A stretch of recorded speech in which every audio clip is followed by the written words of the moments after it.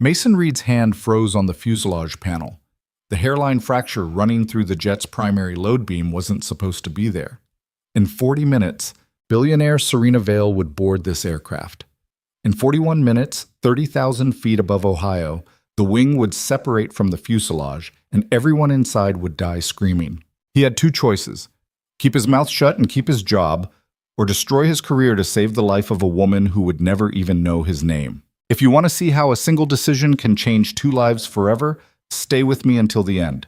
And don't forget to hit like and drop a comment with your city so I can see how far this story travels. The airport smelled like diesel and burnt coffee at 4 in the morning. Mason Reed moved through the maintenance hangar like a ghost, his steel-toed boots barely making sound on the oil-stained concrete. Most mechanics worked with radios blaring and voices echoing off the corrugated walls, but Mason preferred silence. Silence let him hear the things other people missed: the whisper of a loose bolt, the sigh of pressurized air escaping where it shouldn't, the tiny mechanical prayers of aircraft begging someone to notice they were dying. He was 32 years old and invisible. That was exactly how he wanted it. "Reed," the shift supervisor's voice cut across the hangar. "Private jet on pad 7 needs a pre-flight. Owner wants wheels up by 6. Mason nodded without looking up from the turbine cowling he was inspecting. Carl Hennigan had been riding him hard for 3 months now, ever since Mason had flagged a fuel contamination issue that grounded a charter flight full of corporate executives. The passengers had been furious. The aircraft owner had been furious. Nobody cared that Mason had probably saved their lives. They only cared that he'd cost them time and money. "You hear me, Reed?" "Pad 7. Got it. And don't take all morning. This one's important." Everything was important at Riverside Regional. Every wealthy traveler expected their aircraft to be perfect, their schedule to be sacred, their mechanic to be grateful for the privilege of touching their expensive machines. Mason had learned not to expect thank yous. He just did the work and went home to Noah. Noah, 7 years old as of last Tuesday. Obsessed with dinosaurs and terrified of thunderstorms and unable to sleep without the glow-in-the-dark stars, Mason had stuck to his bedroom ceiling 3 years ago. The kid who made everything else in Mason's life make sense. Mason grabbed his inspection kit and headed across the tarmac. February wind cut through his coveralls, carrying the chemical smell of de-icing fluid from the commercial terminal half a mile away. Pad 7 sat at the far edge of the executive aviation section, isolated from the regular traffic. The jet waiting there was a Gulfstream G65O, gleaming white with subtle gold accents along the fuselage. $65 million of aviation engineering. Mason ran his hands along the hull, feeling for temperature variations that might indicate internal stress. The pre-dawn cold made everything contract slightly, which sometimes revealed problems that disappeared in warmer daylight. He'd learned that trick from a mentor who'd been dead for 8 years now, a man who'd taught him that aircraft didn't lie. They just spoke a language most people never learned. The exterior inspection took 20 minutes. Landing gear looked solid. Control surfaces moved smoothly. Fluid levels were good. Engine cowling showed no signs of stress or unusual wear. Mason pulled out his tablet and started logging each checkpoint, his fingers clumsy in the cold. Carl wanted documentation on every inspection now, ever since the fuel contamination incident. "Cover your ass," the supervisor had said. "If something goes wrong, I want proof you did your job." Mason climbed the air stairs into the cabin. Leather seats the color of champagne, glossy wood paneling, carpet so thick his boots left temporary impressions, a fully stocked bar along one bulkhead, crystal glasses arranged like soldiers awaiting orders. This was the kind of aircraft that spent more time sitting in hangars than actually flying, because the people who owned machines like this had 6 others just like it scattered across the continent. He moved through the cabin toward the cockpit, checking overhead panels and emergency equipment. Everything looked pristine, almost too pristine. Mason had seen enough private jets to know that the ones kept in perfect cosmetic condition were sometimes the ones with hidden problems, owners who cared more about appearance than substance, maintenance crews who detailed and polished but didn't actually inspect. The cockpit was empty. Mason settled into the left seat and pulled up the maintenance logs on the aircraft's computer system. The Gulfstream had been built 18 months ago. Total flight time, 73 hours. Most of those hours concentrated in the first 6 months, then almost nothing for the past year. That bothered him. Aircraft needed to fly.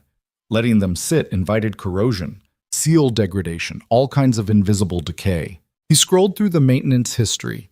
Routine inspections every month, always signed off by the same technician. Nothing ever flagged, nothing ever wrong. That bothered him too. Every aircraft had quirks and minor issues. Finding nothing wasn't reassuring. It was suspicious. Mason climbed back out to the tarmac and moved to the wing root joint. This was where the wing attached to the fuselage, where all the aerodynamic forces concentrated during flight. It was also where manufacturers sometimes cut corners or where fatigue could develop faster than anyone expected. He pulled a flashlight from his kit and got down on his knees, angling the beam into the narrow inspection gap between wing and body. At first he saw nothing unusual, rivets in neat rows, sealant properly applied, the smooth curve of internal structure barely visible through the access gap. Then the light caught something that made his stomach drop. A shadow, a line, a crack. Mason shifted the angle of his flashlight, praying he was wrong. The line remained. Hairline fracture running perpendicular to the primary load beam, right where maximum stress would concentrate during takeoff and climb. He'd seen this kind of failure before, years ago, in a training scenario that had ended with a catastrophic in-flight separation. His hands were shaking. He pulled out his phone and took 6 photos from different angles, then grabbed the tablet and started documenting everything with clinical precision. Time of discovery. Location. Estimated length of fracture. Probable cause. Recommended action. The recommended action was simple. Ground the aircraft immediately. Do not fly under any circumstances. Begin comprehensive structural inspection before this jet ever left the ground again. Mason heard voices approaching across the tarmac. He stood up, brushing dirt from his knees, and found himself facing 3 people. Carl Hennigan, looking annoyed, a tall man in an expensive suit looking impatient, and a woman who made the Gulfstream look cheap by comparison. She was maybe 30, dark hair pulled back in a way that probably cost more than Mason's monthly rent, wearing a charcoal coat that hung on her frame like it had been designed specifically for her body, which it probably had. Her face was striking but severe, the kind of beauty that wasn't interested in being approachable. She looked at Mason the way someone might look at a vending machine that was taking too long to deliver their purchase. "Problem?" the woman said. Not a question, really, more of an accusation. Mason glanced at Carl, who gave him a warning look that said, "Whatever you're about to say, think very carefully." "Structural issue with the wing root joint," Mason said, keeping his voice level. "Hairline fracture on the primary load beam. Aircraft is not safe to fly." The man in the suit made an annoyed sound. "We're scheduled for departure in 30 minutes. Ching. Then you're scheduled to die about 45 minutes after that," Mason said. "The fracture will propagate under flight stress. Wing separation is likely during climb or high-altitude cruise. Nobody walks away from that." The woman stepped closer, her eyes narrowing. "Do you know who I am?" Mason met her gaze. "No, ma'am." "Serena Vale. This is my aircraft." "And you're telling me I can't fly because you found a crack?" "I'm telling you if you fly, you'll die." "I have engineers who inspect this aircraft regularly, certified professionals. None of them have ever mentioned any cracks." "Then they weren't looking in the right place," Mason said. He held out his tablet. Photos are time-stamped and geotagged. Fracture is approximately 4 inches long, located on the starboard wing root, frame station 437. "If you want a second opinion, call your engineers now, but nobody boards this aircraft until that structure is verified." Carl's face had gone red. "Reed, maybe we should—" "Nobody boards this aircraft," Mason repeated. Serena Vale looked at him like he was something she'd scraped off her shoe. "Do you understand what you're doing? Do you have any idea how many people are waiting for me in New York? How many deals I have scheduled today?" "I don't care about your schedule. I care that you don't die screaming when this wing tears off." The words came out harder than Mason intended. He saw Carl flinch. The man in the suit looked genuinely offended, like Mason had violated some sacred rule about how mechanics were supposed to talk to billionaires. Serena's expression didn't change. "Carl, who is this person?" "Mason Reed, ma'am. One of our night shift mechanics, very thorough, but sometimes he's a little too— Get someone competent out here. Now." "Yes, ma'am. Reed, back to the hangar. I'll handle this." Mason didn't move. "Aircraft is grounded. That's non-negotiable." You're done here, Carl said. Get back inside before I write you up for insubordination. Write me up for saving her life? Mason looked at Serena. You want to ignore this? That's your choice. But I'm documenting everything.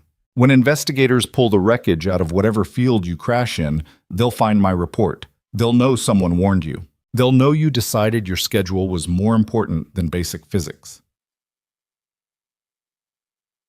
Something flickered in Serena's eyes. Not fear exactly, more like calculation. She was used to people trying to manipulate her, trying to leverage her into decisions. But Mason wasn't manipulating. He was just stating facts with the emotional investment of someone reading a grocery list. Show me, she said. Carl started to protest. Serena silenced him with a look that could have frozen the sun. Mason led her to the wing root joint and pointed his flashlight into the gap. There, running perpendicular to the beam. You'll need better equipment to see how deep it goes, but surface propagation is already visible. Serena got down on her knees without hesitation, designer coat dragging on the oil-stained tarmac. She leaned in close, following the line of Mason's flashlight beam. For almost 30 seconds, she was silent. Then she stood up, brushing her hands on her coat like the dirt didn't matter. Call your engineers, she said to the man in the suit. Get them here immediately. I want a full structural inspection completed today.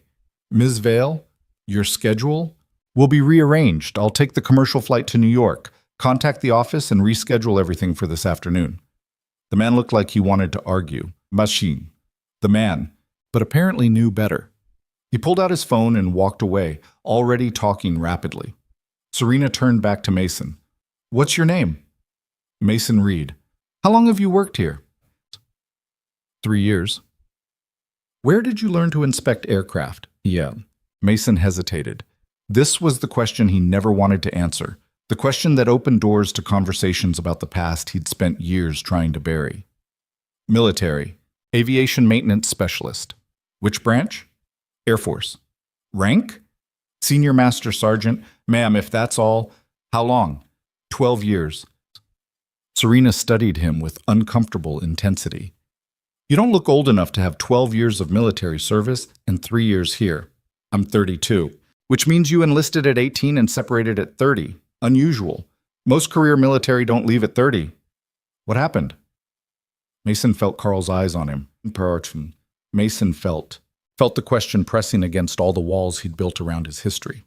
Personal reasons. Ma'am, I need to complete my shift inspection reports. What personal reasons? That's none of your business. Carl made a strangled sound.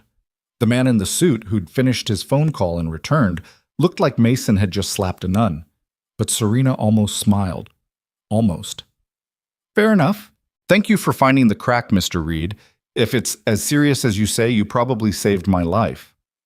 Probably saved several lives. Aircraft was scheduled to carry 4 passengers and 2 crew. Even better. She glanced at Carl. I assume you'll be giving Mr. Reed a raise for this? Carl's mouth opened and closed like a fish drowning in air. We'll, certainly recognize his diligence in our next performance review cycle. I'll follow up on that personally, Serena said, in a tone that suggested Carl should be very worried about that follow-up. She looked back at Mason. Are there other aircraft here you inspect regularly? 6 private jets, 2 charter turboprops, various small aircraft. Whatever needs pre-flight or maintenance. I want you to inspect my entire fleet. 4 aircraft currently based at airports within 3 states. I'll arrange access and appropriate compensation. Carl, make sure Mr. Reed is available starting tomorrow. Ms. Vale, I don't think our contract terms allow for... I'm not asking about contract terms. I'm telling you what's going to happen. Serena pulled out her phone and made a call. David, it's me. Contract revision for Riverside Regional Airport. Add a consulting clause for dedicated inspection services, mechanic to be specified by name. Rush it through today. She hung up and turned to Carl. You'll receive the paperwork by noon, mister. And turned. Reed will be compensated at consultant rates, billed directly to my company. No impact on your operations budget. Yeesh. Carl nodded slowly, clearly trying to figure out if he'd just lost control of the situation or if this was somehow good for him. Serena looked at Mason one more time. I'll see you tomorrow, Mr. Reed, and thank you.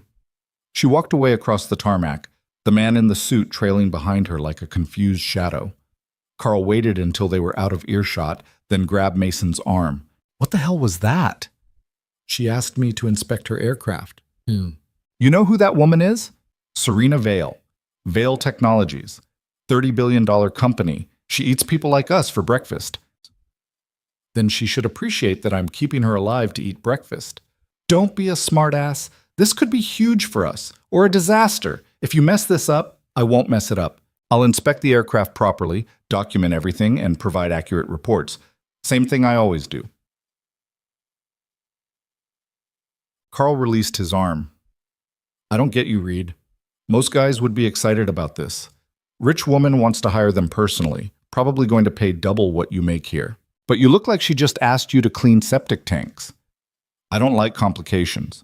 Money isn't a complication. Money is the solution to complications." Date. Mason thought about Noah, about the rhythm they'd built over 3 years. School and homework and dinosaur books and Saturday morning cartoons. The quiet life he'd constructed precisely because it wasn't complicated. Because it was predictable and safe, and nobody ever asked questions about his past. "I need to finish my shift," Mason said. Carl waved him off. "Yeah, go. Write up that inspection report. Make it detailed. If that jet really does have a crack, corporate is going to want documentation for insurance." Mason walked back to the hangar, his tablet heavy in his hands. The report took 90 minutes to complete properly. He included every photo, every measurement, every technical specification that might be relevant to the failure analysis. When he was finished, he uploaded it to the maintenance system and sent a copy to Carl's email. His shift ended at 6. Mason changed out of his coveralls in the locker room, washing the oil and grime from his hands with industrial soap that never quite worked. His reflection in the cloudy mirror showed a man who looked older than 32. Short dark hair starting to gray at the temples. Lines around his eyes from squinting at fine mechanical tolerances. A face that had forgotten how to look relaxed. The drive home took 12 minutes.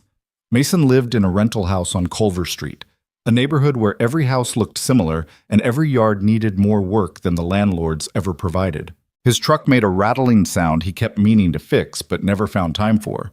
The driveway had a crack running through it that collected ice in winter. The front door stuck slightly because the frame had warped. It was perfect. Inside, Mason found Martha Kowalski sitting on his couch watching morning news, her knitting spread across her lap. She was 68 and lived 2 houses down and had been watching Noah every morning for 3 years. She refused to accept more than $50 a week, which Mason supplemented by fixing everything in her house that broke. "Morning, Martha. Coffee's fresh if you want some. Noah's still sleeping. Had a rough night last time. Heard thunder and got scared. I told him it was just weather, nothing to worry about, but you know how he gets." Mason poured coffee and stood in the kitchen doorway where he could see down the short hallway to Noah's room. The door was half open, revealing a slice of space shuttle wallpaper and the corner of a bookshelf overflowing with library books about dinosaurs and space and how things worked. "He asked about his mother?" Martha's knitting needles paused. "No, but he drew another picture, left it on the kitchen table." Mason found the drawing. Crayon on construction paper. 3 figures. A tall man, a small boy, and a woman with long yellow hair. The man and boy were holding hands. The woman stood slightly apart, her features vague and undefined. Noah drew this same picture maybe once a month, with small variations. Sometimes the woman was smiling. Sometimes she had no face at all. Sometimes she wasn't in the picture. "I don't know what to tell him," Mason said quietly. "You tell him the truth, that his mother had problems you couldn't fix, that she left because of those problems, not because of him, that you love him enough for 2 parents. Is that enough?" "Has to be. It's what you've got." Mason set the drawing on the refrigerator next to a dozen others. Noah's artistic chronicle of a family that existed only in memory and imagination. A family. Mason had tried so hard to build and keep together before everything fell apart in ways he still couldn't fully explain to himself, let alone to a 7-year-old. Martha gathered her knitting. "I'll see you tomorrow morning?" "Yeah, same time. Thank you, Martha." "Don't thank me. That boy's an angel. Easiest money I ever made." After she left, Mason stood in his kitchen drinking coffee and listening to his son breathe in the next room. This was the life he'd chosen. This quiet, simple, Unremarkable existence where nothing dramatic happened and nobody expected anything from him except showing up for work and being a decent father. He'd given up everything else for this. The career, the ambitions, the complicated machinery of military life that had defined him for over a decade. All of it gone, traded for this, for Noah. And most days that felt like the best decision he'd ever made. He finished his coffee and was rinsing the cup when his phone buzzed. Unknown number. Mason almost ignored it, then remembered that Serena Vale had mentioned her fleet inspections. If this was about that, he probably needed to answer. This is Mason. Macomb. Tracy, Sawing. Mr. Reed, this is David Kemp. I'm Ms. Vale's chief of staff. She asked me to coordinate the aircraft inspection schedule with you. Do you have time to discuss logistics? I work nights. Days are for my son. Understood. We can arrange inspections during your normal shift hours if the aircraft are repositioned to Riverside Regional. Would that work? Mason thought about it. Having the jets brought to him made more sense than traveling to multiple airports. Yeah, that works. Excellent. First aircraft will arrive tonight around 11. Ms. Vale will be present for the inspection. Why? I'm sorry? Why does she need to be present? I inspect aircraft, write a report, send it to whoever needs it. Owner doesn't need to watch. Boris. There was a pause. Ms. Vale is very hands-on with matters of safety. Fine. 11 tonight. Anything else? Just your consulting fee. We're offering $5,000 per aircraft inspection, paid immediately upon completion of your report. Mason almost dropped his phone. $5,000. He made $38,000 a year at Riverside Regional. One inspection was almost 3 weeks of pay. That's too much, he said. I'm sorry? Pay me what the job's worth. $2,000 per inspection. Comprehensive report, documentation, photos, recommendations. $2,000. Another pause. Mr. Reed, I'm authorized to pay $5,000. And I'm telling you, $2,000 is fair. I'm not looking to get rich off this. Most people would simply accept the offered rate. I'm not most people. I'm beginning to understand that. Kemp actually laughed. All right, $2,000 per inspection. Ms. Vale will find this either refreshing or baffling. Probably both. We'll see you tonight at 11. Mason hung up and stared at his phone. $2,000. 4 aircraft meant $8,000. That was almost a quarter of his annual income. He could fix the truck, replace Noah's winter coat that was getting too small, put money aside for emergencies that always seemed to find him anyway. Or he could walk away from the whole thing, tell Serena Vale to find someone else, keep his life simple and uncomplicated. But standing in his kitchen with morning light coming through the window and Noah still sleeping down the hall, Mason knew he wasn't going to walk away.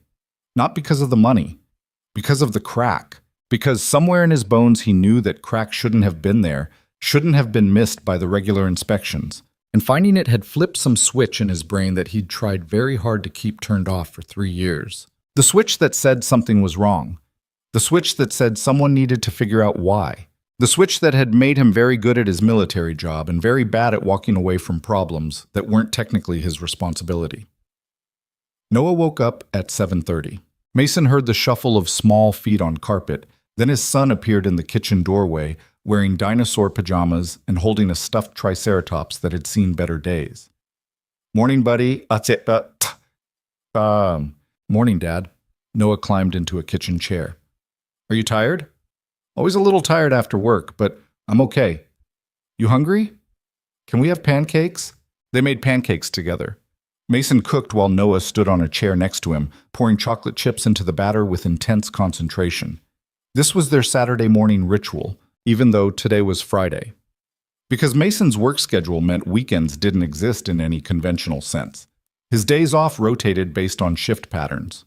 Dad? Yeah? Why was Mommy's hair yellow? Mason flipped a pancake carefully. What do you mean? Yeah. In my picture, I made her hair yellow, but I don't remember what her hair really looked like. This was the conversation Mason had been dreading for 7 years. The conversation he'd tried to prepare for and still had no idea how to navigate. Because how did you explain to a 7-year-old that his mother had left when he was 6 months old? That she'd been dealing with things Mason didn't fully understand himself? That he'd come home from a long shift one day and found Noah crying in his crib and a note on the table that said, "I can't do this, I'm sorry"? Her hair was brown, Mason said quietly. Like mine. You colored it yellow because you were thinking of sunlight, probably. That's okay. Do you think she'll ever come back? I don't know. Buddy, do you want her to come back? Mason transferred pancakes to plates and set one in front of Noah. I want you to be happy. That's what matters. But do you want her to come back? The question hung in the air between them. Mason thought about all the answers he could give, the diplomatic ones, the careful ones that protected Noah from complicated truths. But his son was looking at him with those serious eyes that sometimes seemed too old for a 7-year-old face, and Mason found himself giving the honest answer instead. No, Mason said. I don't think I do. Noah nodded slowly, processing this. Then he stabbed a pancake with his fork and poured syrup over it with the confidence of someone who'd just solved a complicated problem. Okay, can we go to the library later? Yeah, after you finish your homework. They ate breakfast together. Mason washed dishes while Noah disappeared into his room and emerged with a math worksheet that needed completing. They sat at the kitchen table together, Mason helping with subtraction problems while fighting the exhaustion that always came after a night shift. His body wanted to sleep, but his brain never quite shut off during daylight hours. At 2 p.m, they drove to the library. Noah checked out 3 books about dinosaurs and one about how airplanes worked. The librarian smiled at Mason in a way that suggested she was interested in more than just checking out books, but Mason pretended not to notice. Relationships required energy and emotional bandwidth he didn't have. They required vulnerability and trust and willingness to let someone into the careful life he'd built. They required things Mason had given up when his wife walked out. Home by 3, Noah reading on the couch, while Mason tried to sleep for a few hours before his shift. But sleep never came properly. He lay in bed staring at the ceiling, thinking about hairline cracks and structural integrity, and the way Serena Vale had looked at him like he was a puzzle she wanted to solve. He didn't want to be solved. He wanted to be left alone. At 9:30, he got up and made Noah dinner. At 10, he kissed his son goodnight and waited for Martha to arrive. At 10:40, he drove back to Riverside Regional Airport, the night air cold enough to burn his lungs. The Gulf Stream was waiting on Pad 7 with floodlights illuminating its hull. A mobile inspection rig had been positioned near the wing root, the kind of equipment that could do comprehensive structural analysis. Mason saw 3 men in coveralls working under the fuselage, and Serena Vale standing 20 feet away talking on her phone. She ended the call when she saw him approaching. Mr. Reed, punctual. You're paying me to be here. What did your engineers find? Everything you said. The crack is worse than what's visible on the surface. Internal propagation extends almost 8 inches. Stress analysis suggests the wing would have failed somewhere between 12 and 20 minutes into flight, depending on climb angle and turbulence. Mason nodded. This was exactly what he'd expected, but had hoped was wrong. They want to know how you spotted it, Serena continued. The lead engineer has 30 years of experience, and he walked right past that joint 3 times in the last 6 months. He wasn't looking for it. People see what they expect to see. Your aircraft is low hours and well-maintained, so he expected perfection. I expect nothing, so I check everything. Cynical approach. Effective approach. Methane. Serena studied him with that same uncomfortable intensity from this morning. My engineers want to hire you, offer you triple what you make here. Not interested. You didn't even ask what the salary is. Don't need to. I'm not interested. Why not?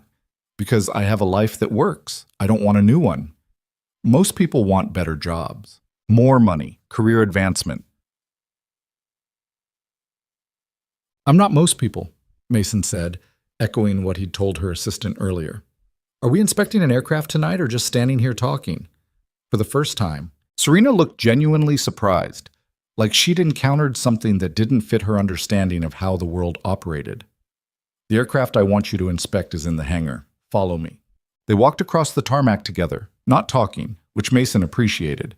The hangar held a Citation X, sleek and fast, the kind of jet built for executives who needed to cross the country quickly. Mason began his inspection while Serena watched from a distance, taking calls and answering emails, but never actually leaving. The citation was clean, no cracks, no stress indicators, no hidden problems waiting to kill someone. Mason documented everything and handed Serena his preliminary report at 1 in the morning. Aircraft is airworthy. Full documentation will be uploaded to your maintenance system by end of shift. That's it? 2 hours of work for $2,000? If you want me to find problems that don't exist, I can do that. But I assumed you wanted the truth. I want to understand you. Why? Because you confuse me, and I don't like being confused. Mason picked up his inspection kit. I'm a mechanic who raises his kid and goes to work.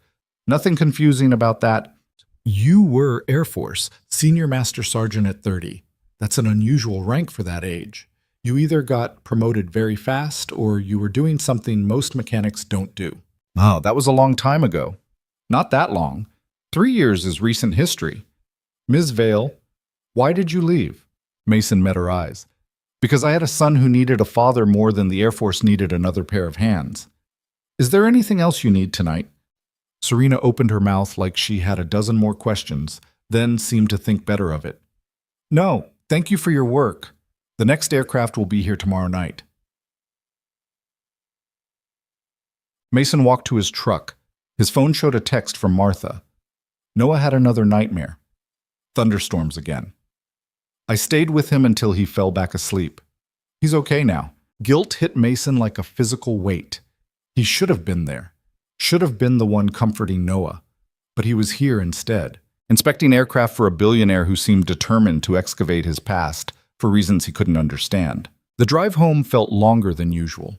Culver Street was dark except for streetlights that flickered and buzzed.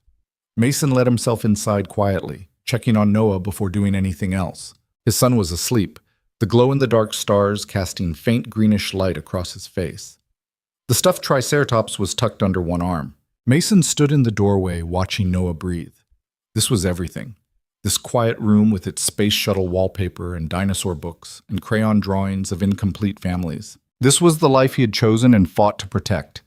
And he had the terrible feeling that Serena Vale was about to complicate everything. The second aircraft arrived 3 nights later during a rainstorm that turned the tarmac into a mirror of lights and moving shadows. Mason watched the Bombardier Global 7500 taxi toward the executive terminal, water streaming off its wings. Serena Vale's largest jet, the one she used for international flights, worth $90 million if the aviation magazines were right. He'd spent the last 72 hours trying not to think about her, trying to maintain the careful separation between work and home that had kept his life functional for 3 years. But she kept showing up in his thoughts anyway. The way she'd looked at him like he was a problem requiring solution. The questions about his military service that had gotten uncomfortably close to territory he didn't discuss with anyone. Noah had asked about her over breakfast. Dad, who's the lady you're working for? Just someone who needs aircraft inspections. Is she nice? Mason had thought about that while pouring orange juice. Nice wasn't the right word for Serena Vale. She was direct, intelligent, unsettling. She looked at people the way Mason looked at aircraft, searching for cracks and weaknesses and hidden structural problems. She's professional, he'd finally said, which was true enough and safely vague. Now the Bombardier's engines were spooling down, and Mason was walking across wet concrete toward the jet, his inspection kit protected under his waterproof jacket. Carl had been thrilled about the consulting arrangement, mostly because it made the airport look good to have a mechanic personally retained by someone like Serena Vale. What Carl didn't know was that Mason would have preferred to never see her again. The aircraft door opened and stairs descended. Mason expected ground crew, maybe a pilot. Instead, Serena herself appeared in the doorway, wearing dark jeans and a sweater that probably cost more than Mason's truck. Her hair was down tonight, falling past her shoulders, making her look younger and somehow less armored than before. Mr. Reed, I was beginning to think you'd changed your mind. I'm on schedule. You said 11. It's 11. G-E... Most contractors would have arrived early, tried to impress me. I'm not trying to impress you.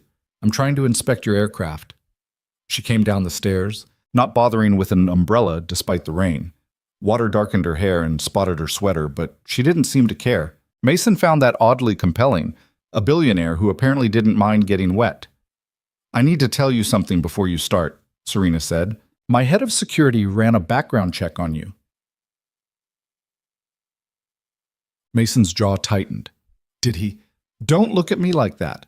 I run background checks on everyone who works for me. It's standard procedure. I don't work for you. I'm a contractor doing aircraft inspections. Semantics. The point is, I know more about you now. Mason James Reed, born in Columbus, enlisted at 18.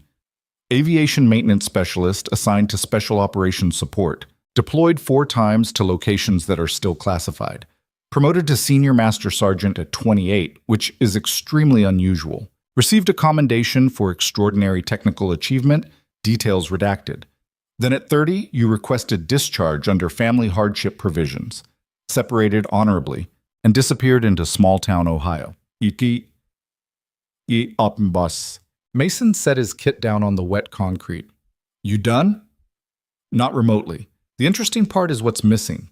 Your wife's name appears in early records, Julia Reed, but she vanishes from all documentation around the time your son was born.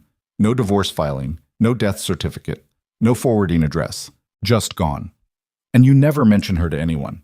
The airport staff told my investigator they didn't even know you'd been married until they saw your emergency contact forms. Your investigator talks too much. He's thorough. That's why I pay him. And what exactly did you learn from all this digging? That I had a wife who left? That I raised my kid alone? Congratulations, you've discovered things I could have told you if you'd just asked. I'm asking now, what happened to Julia Reed? Mason picked up his kit. She left. End of story. Are we inspecting this aircraft or standing in the rain having a conversation that's none of your business? Both, apparently. But Serena moved toward the Bombardier's forward landing gear, conceding the point. I'll stay out of your way.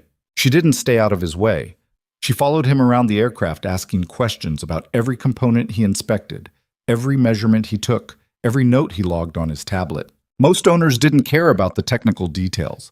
They just wanted to know if their expensive machine was safe to fly. But Serena wanted to understand everything. Why he checked rivet patterns in specific sequences, how he could tell the difference between normal wear and structural fatigue, what temperature variations meant when his hands moved across metal surfaces in the dark. You feel it, she said, the way you run your hands over the hull. You're not just looking, you're feeling for something. Temperature inconsistencies. Stress creates heat, usually microscopic. But if you know what you're looking for, you can feel it. They teach that in the Air Force. They teach checklists and procedures. The rest you learn by paying attention. Mason climbed up to inspect the starboard engine nacelle. The rain had stopped, but everything was still wet, metal slick under his hands. Serena stood below watching him work, and he had the uncomfortable sensation of being studied like a specimen under glass. You don't like me, she said.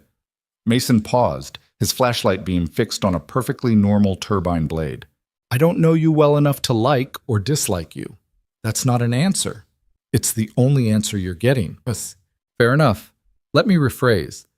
You don't want to know me. You wish I'd go away and leave you alone. Mason climbed down from the nacelle. Ms. Vale, you hired me to inspect aircraft. I'm inspecting aircraft. My personal feelings about you or anyone else don't matter. They matter to me. I need to understand the people I work with. Why? I either find problems with your jets or I don't. My psychological profile doesn't change the inspection results. But it changes whether I trust those results. Serena stepped closer, close enough that Mason could see water droplets caught in her hair. You're not like other people I deal with. Everyone wants something from me. Money, connections, opportunities, access. But you act like this job is an inconvenience, like you'd rather be anywhere else. I would rather be home with my son. Then why take the job? Because you need someone to actually look at your aircraft, instead of just signing off on checklists. And because $2,000 pays for things my salary doesn't quite cover. I offered $5,000. $2,000 is fair. Serena shook her head slowly. You really don't care about money, do you? Yeah. I care about having enough. Beyond that, it's just numbers. Mason moved to the portside landing gear, inspecting hydraulic lines and brake assemblies. Your aircraft is clean. No issues I can find. I'll do the interior inspection and flight systems check. Then you're good to go. When do you sleep? The question caught him off guard. What? You work all night inspecting aircraft. Then you go home to take care of a 7-year-old. When do you actually sleep? When I can. That's not sustainable. I've sustained it for 3 years. And you look exhausted. Mason straightened up, meeting her eyes. Ms. Vale, I appreciate your concern, but my sleep schedule is not your problem. Everything about you is interesting to me. Why? Because you saved my life and then acted like it didn't matter. Because you're clearly overqualified for this job but refuse anything better. Because you negotiate yourself down on payment and won't let anyone close enough to figure out why. Serena crossed her arms. You're a puzzle. I'm good at solving puzzles. I'm not a puzzle. I'm a mechanic with a kid and a shift schedule. Stop trying to make me complicated. You are complicated. You just work very hard to pretend you're not. Mason wanted to argue but didn't have the energy. He climbed the air stairs into the bombardier's cabin and began the interior inspection.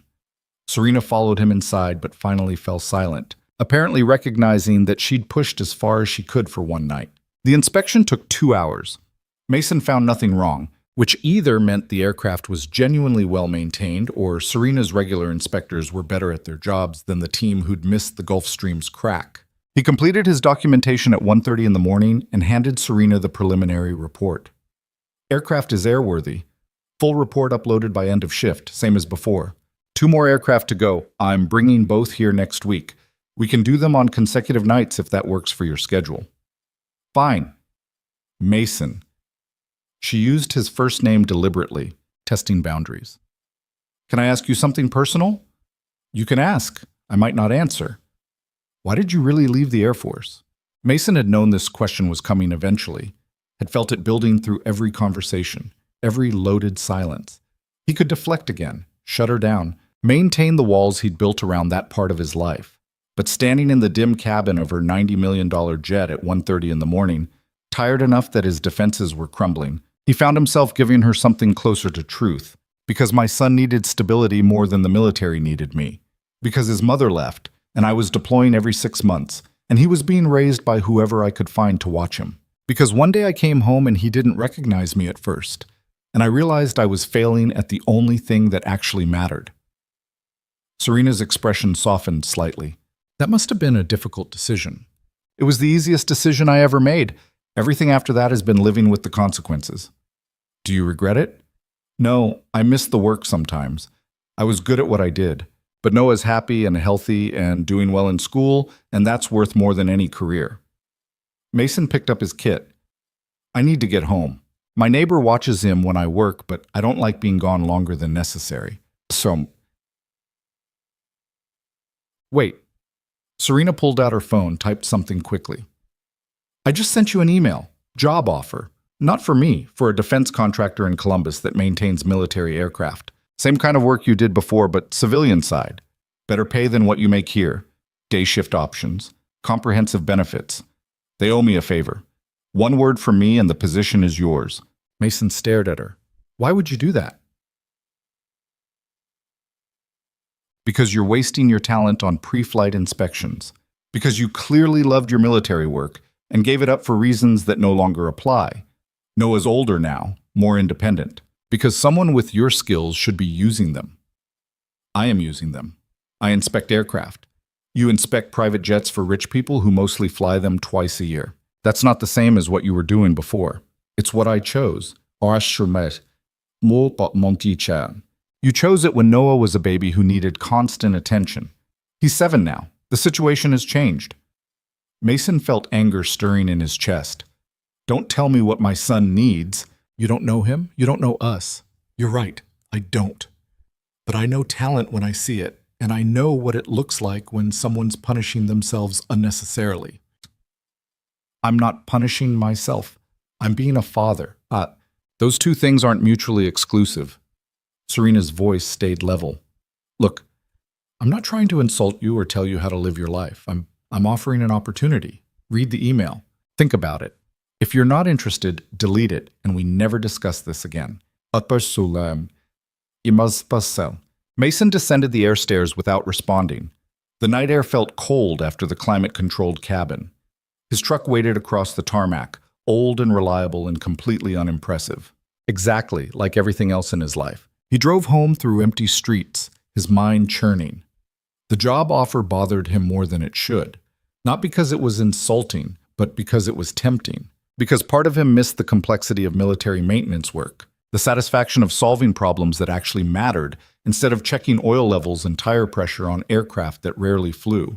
But taking that job meant change, meant disrupting the careful routine he and Noah had built, meant opening doors he'd deliberately closed 3 years ago. Martha was asleep on his couch when he got home, late-night television playing quietly. Mason woke her gently and walked her back to her house, waiting until she was safely inside before returning to check on Noah. His son was awake, sitting up in bed with his stuffed triceratops, the glow-in-the-dark stars providing barely enough light to see by. "Hey, buddy, what are you doing up?" "Couldn't sleep. I kept thinking about thunder." Mason sat on the edge of Noah's bed. "There's no thunder tonight." "I know, but sometimes I think about it anyway, and then I can't stop thinking about it. You want me to sit with you for a while?" Noah nodded and scooted over, making room. Mason lay down beside his son, the bed too small for both of them, but neither caring. They stared up at the artificial stars together, the plastic constellations that bore no resemblance to actual astronomy, but provided comfort anyway. "Dad?" "Yeah?" "Why do people leave?" The question hit harder than Mason expected. "What do you mean?" "Like Mom. Why did she leave? Did we do something wrong?" "Us." Mason's chest tightened. "No, buddy. You didn't do anything wrong. Neither did I. Sometimes people have problems that are too big for other people to fix. Your mom had problems like that."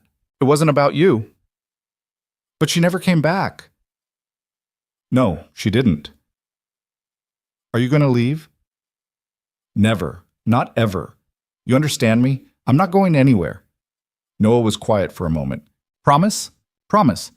You're stuck with me until you're old enough to move out on your own, and even then I'm probably going to embarrass you by calling too much." That got a small laugh. Noah shifted closer, his head resting against Mason's shoulder. "I'm glad you didn't die in the war." "Me too, buddy." "Were you scared when you were deployed?" Mason thought about how to answer that honestly. "Sometimes, but I was trained really well and I knew what I was doing, so mostly I just focused on my job." "What was your job?" "Keeping aircraft safe, making sure they worked properly so pilots could fly them." "Like what you do now." "Similar, but more complicated." "Do you miss it?" The question echoed Serena's earlier comment. Mason realized his son was more perceptive than he usually gave him credit for. "Sometimes I miss it, but I like this better." "Why?" "Because I get to be with you. That's better than any job." Noah seemed satisfied with that answer. He fell asleep gradually, his breathing evening out. Mason stayed beside him for another 20 minutes, watching the fake stars and thinking about everything Serena had said, about wasted talent and unnecessary punishment and opportunities he was supposedly missing. But lying there in his son's too small bed, listening to Noah breathe, Mason couldn't imagine anywhere else he'd rather be. This was enough. This was everything. He eventually extracted himself and retreated to his own room, but sleep remained elusive. At 4 a.m, he opened Serena's email on his phone. The job description was impressive. Senior Aviation Systems Inspector for Meridian Defense Solutions. Day shift with weekend rotation. Salary almost double what he currently made. Full benefits including health insurance that actually covered things. Based in Columbus, less than 40 minutes from his house. The work itself read like a catalog of everything he'd been trained to do. Complex maintenance evaluation for tactical aircraft. Structural analysis and failure investigation. Technical consultation on aviation systems. It was exactly the kind of challenge that used to make him feel alive, back when his identity wasn't wrapped up entirely in being Noah's father. Mason closed the email without responding. He'd think about it later. Or never. Probably never. The next day was Saturday, which meant pancakes and the library. Noah was quieter than usual during breakfast, still processing their conversation from the middle of the night. Mason didn't push him to talk. Sometimes kids needed space to work through their thoughts. At the library, Noah found a book about aviation history. He carried it to the checkout desk with unusual seriousness, like he'd discovered something important. "This has pictures of military planes," Noah said in the truck on the way home. "Did you work on planes like these?" "Some of them. Technology's changed a lot, but yeah, similar aircraft." "Were you good at it?" "I was okay." "Dad?" Noah gave him a look that suggested he knew when he was being given a non-answer. "Were you good at it?" Mason sighed. "Yeah, I was good at it." "Then why did you stop?" "Because you needed me more than the Air Force did." "But I'm bigger now. I go to school and I have friends and I can microwave my own mac and cheese. I don't need you all the time anymore." Mason pulled into their driveway and killed the engine. "Buddy, where's this coming from? I don't want you to be sad because of me." "I'm not sad. You look sad sometimes when you think I'm not paying attention. And Martha said you gave up a lot to take care of me." Mason was going to have a talk with Martha about what she discussed around his son. "I gave up a job. Not you. Never you. And I'm not sad, I'm just tired from working nights. There's a difference." "Promise?" "Promise." They went inside and Noah disappeared into his room with his library books. Mason stood in the kitchen trying to figure out when his 7-year-old had become perceptive enough to notice things Mason thought he'd hidden successfully. His phone buzzed. Text message from an unknown number. "This is Serena. I hope you don't mind that I got your personal number from your employer. The last 2 aircraft will be at Riverside Monday and Tuesday nights, same time. Also, there's a diner called Millie's about 3 miles from the airport. Good coffee, open 24 hours. If you want to talk about the job offer without me ambushing you during an inspection, I'll be there tomorrow morning at 7. Mason stared at the message. The smart thing would be to ignore it. Stick to purely professional communication. But something about the casual tone, the acknowledgement that she'd been ambushing him, made him respond before he thought better of it. "How did you know about Millie's?" Her reply came immediately. "I asked the airport staff where mechanics go for decent food. It was unanimous. We go there because it's cheap and the portions are big. Is that a yes or a no?" Mason typed and deleted 3 different responses. Finally settled on, "I'll think about it. I'll be there at 7 either way. Show up or don't." He didn't respond to that. Spent the rest of Saturday trying not to think about it. Failed completely. Sunday morning arrived cold and clear. Mason woke at 6 without an alarm, his body still on night shift schedule, despite having the night off. Noah wouldn't wake for another hour, at least. Martha wasn't coming today. Mason could go back to bed, or make coffee, or catch up on the household tasks he'd been ignoring. Instead, he found himself getting dressed and leaving a note for Noah. "Went to get breakfast. Back soon. Call my cell if you need me." The drive to Millie's took 6 minutes. Mason spent all 6 trying to figure out what he was doing and coming up empty. The diner was exactly as advertised. Small, worn, packed with truckers and shift workers and people who'd been up all night for various reasons. Serena Vale sat in a corner booth looking completely out of place in designer jeans and a sweater that probably cost a week of his salary. She saw him and smiled slightly. Not a warm smile. More like the smile of someone who'd won a bet with herself. Mason slid into the booth across from her. "This doesn't mean anything." "Of course not. You're just here for the coffee." "The coffee's terrible here." "I know. I already ordered some. It's truly awful." She pushed a menu toward him. "Breakfast is on me." I can pay for my own breakfast." "I'm sure you can, but I'm going to anyway because this was my idea and I make substantially more money than you do."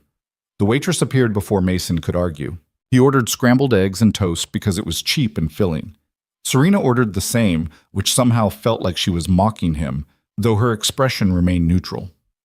"You read the email," Serena said after the waitress left. "How do you know?" "Because you're here. If you'd deleted it without reading, you wouldn't have shown up. Maybe I'm just curious about what you want." "I want you to take the job." "Why? What does it matter to you what job I have?" Chicken. Serena wrapped her hands around her terrible coffee mug. "Honest answer? I don't know. Something about you bothers me. You're obviously talented, but you're hiding in a job that doesn't challenge you. You saved my life and then acted like it was no big deal. You have a kid you clearly love, but you talk about your wife like she's a closed chapter you never want to reopen.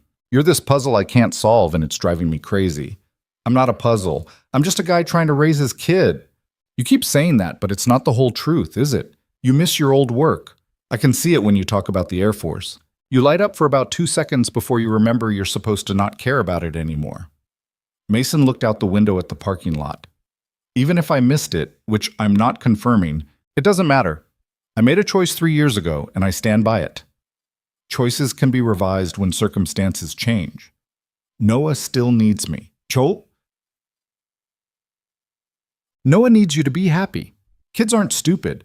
They can tell when their parents are sacrificing too much. He said something like that yesterday, about me looking sad. See?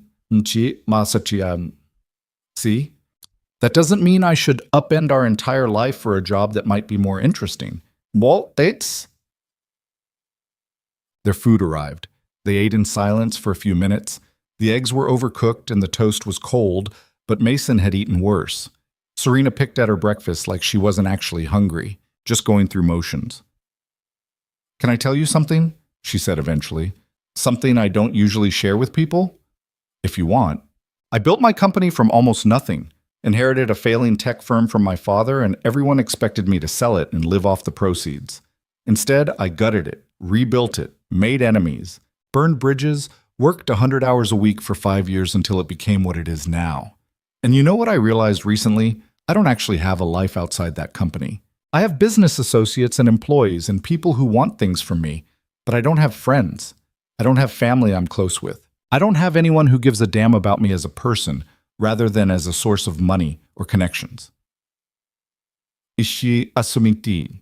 Mason set down his fork. "Why are you telling me this?" "Because when I met you, you had something I don't have. You have this kid you love more than anything, and you've built this simple life that actually makes sense. You're not chasing money or status or validation from strangers. You know what matters and you protect it. And I realized I've spent 15 years building an empire that gives me everything except the things I actually need." "So this is about you feeling empty and thinking my life looks appealing?" "No, this is about me recognizing that you're settling for less than you deserve because you're afraid of losing what you have. And I'm trying to tell you it's possible to have both, the meaningful work and the family life. You don't have to choose." Easy for you to say. You don't have a kid depending on you. You're right, I don't. But I know what it's like to be afraid of risking something good in pursuit of something better. I've made that mistake more times than I can count. I'm trying to keep you from doing the same thing. Mason pushed his plate away. "You don't know me well enough to be giving me life advice." "Maybe not, but I'm going to anyway, because someone should." Serena leaned forward. "Take the interview. See if the job is what you want. Worst case scenario, you say no and nothing changes. Best case, you find work that fulfills you and Noah gets to see his father actually happy instead of just going through motions." "I am happy." "You're content. That's not the same thing." Mason wanted to argue but couldn't find the words. Because she was right in a way that made him deeply uncomfortable. He was content. He'd built a life that worked and that kept Noah safe and stable. But happy? He wasn't sure he remembered what that felt like. "I'll think about it," he said finally. "Good. That's all I'm asking." Serena signaled for the check. "The aircraft inspections tomorrow and Tuesday. I won't bring this up again during those. Strictly professional. But after that, I want an answer about the interview. Yes or no. Don't leave it hanging. Why does it matter so much to you?" "Because I need to know if I'm right about you." "Right about what?" "That you're someone worth knowing. That you're not just another person who talks big but never takes risks." Serena paid the check despite Mason's protest. "I'll see you tomorrow night." She left before he could respond. Mason sat in the booth for another 10 minutes, drinking terrible coffee and trying to figure out what had just happened. He'd gone from barely knowing Serena Vale to having her dissect his life choices over breakfast at a diner. It felt invasive and uncomfortable and oddly honest in a way most conversations in his life weren't. He drove home to find Noah awake and eating cereal while watching cartoons. Everything was normal and comfortable and exactly the way it should be. But Mason couldn't shake the feeling that something had shifted, that Serena Vale had walked into his carefully controlled world and pointed out all the cracks he'd been pretending didn't exist. Monday night, he inspected a Cessna Citation that belonged to Serena's company fleet.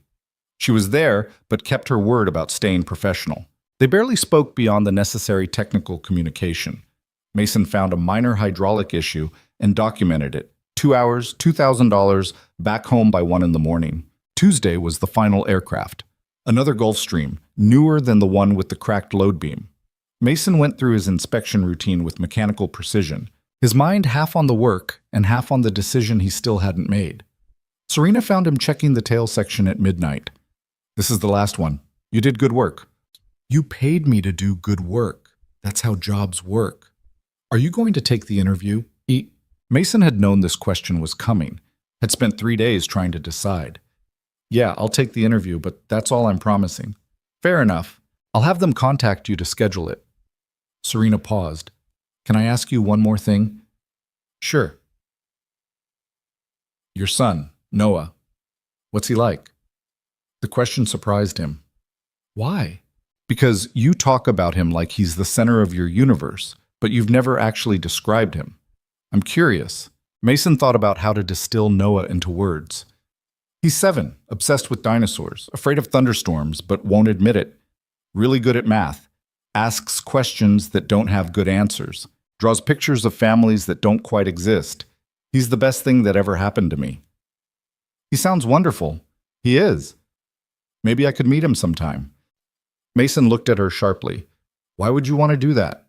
"Because I'd like to understand what inspires this level of devotion. And because I don't actually know any 7-year-olds. Might be interesting." "He's not a curiosity." "I didn't mean it like that." Serena's expression softened. "Look, I know I come across as cold and calculating. It's a defense mechanism I developed years ago.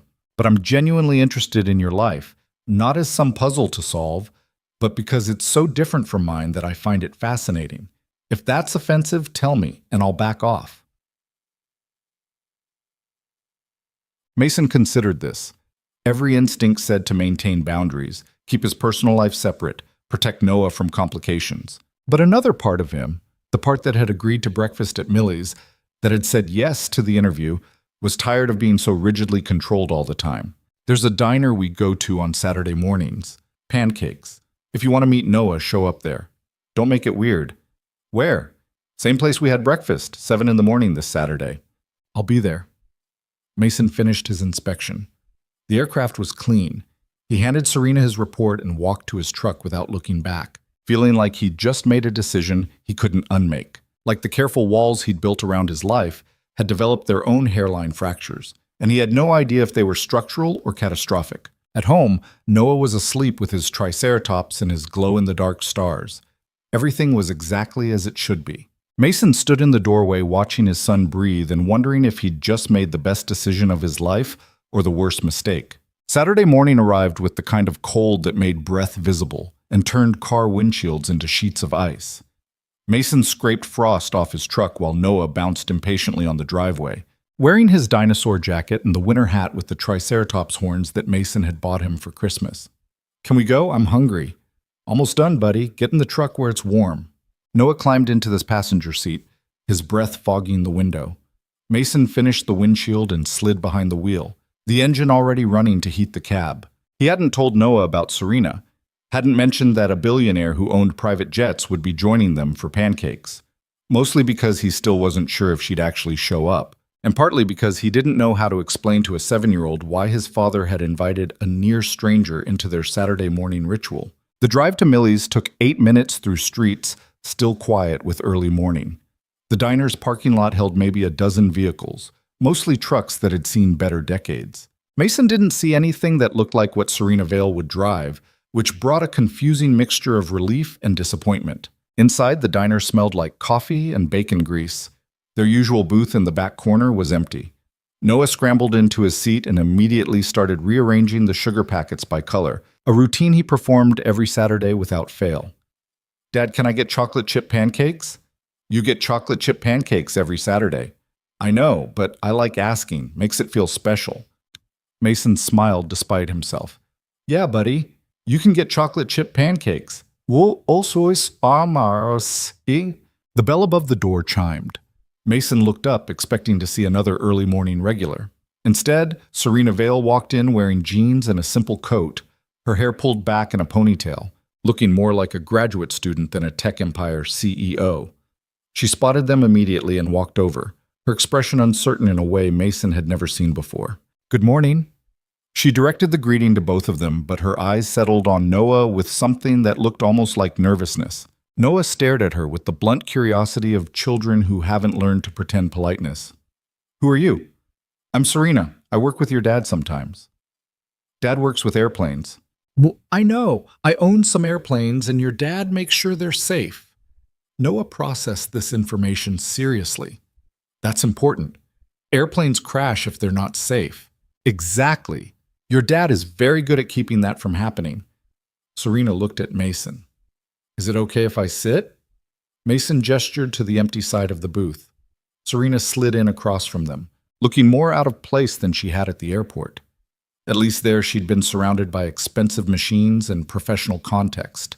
Here, with sticky laminate tables and a 7-year-old rearranging sugar packets, she seemed genuinely uncertain about what to do with herself. The waitress appeared. Mason ordered his usual coffee and eggs. Noah ordered chocolate chip pancakes with extra chocolate chips. Serena studied the menu like it was written in a foreign language. "What's good here?" "Nothing's good here," Noah said matter-of-factly, "but the pancakes are okay, and Dad says the portions are big." "Then I'll have what you're having, chocolate chip pancakes." Noah looked impressed. Most grown-ups don't order chocolate chips. Most grown-ups are missing out. The waitress left with their order. An awkward silence descended. Mason watched Serena try to figure out how to talk to a 7-year-old while Noah went back to organizing sugar packets, apparently unconcerned about the billionaire sitting across from him. "So," Serena said eventually, "your dad tells me you like dinosaurs." Noah's head snapped up. "I love dinosaurs. Do you know about dinosaurs?" "Not much. I know they were big and went extinct millions of years ago." 66 million years ago. Except birds. Birds are technically dinosaurs. They evolved from theropods. But Noah spoke with the absolute confidence of someone who'd read every dinosaur book the library owned. "My favorite is Ankylosaurus because it had armor and a clubtail for defense." "What's your favorite?" Serena blinked. "I don't think I have one." "You have to have a favorite. Everyone has a favorite dinosaur." "Okay, what about T-Rex? Is that too obvious?" Noah considered this seriously. T-Rex is a good choice. Apex predator, excellent binocular vision, bite force of 6 tons. But it's kind of the default answer. You should have a more interesting favorite. All right, what would you recommend? Parasaurolophus. It had this long crest on its head that it used to make sounds. Scientists think they could communicate over long distances using low-frequency calls. They're basically the dinosaur version of whales. That's fascinating. Okay, that's my new favorite, Parasaurolophus. Noah smiled, apparently satisfied that he'd educated her properly.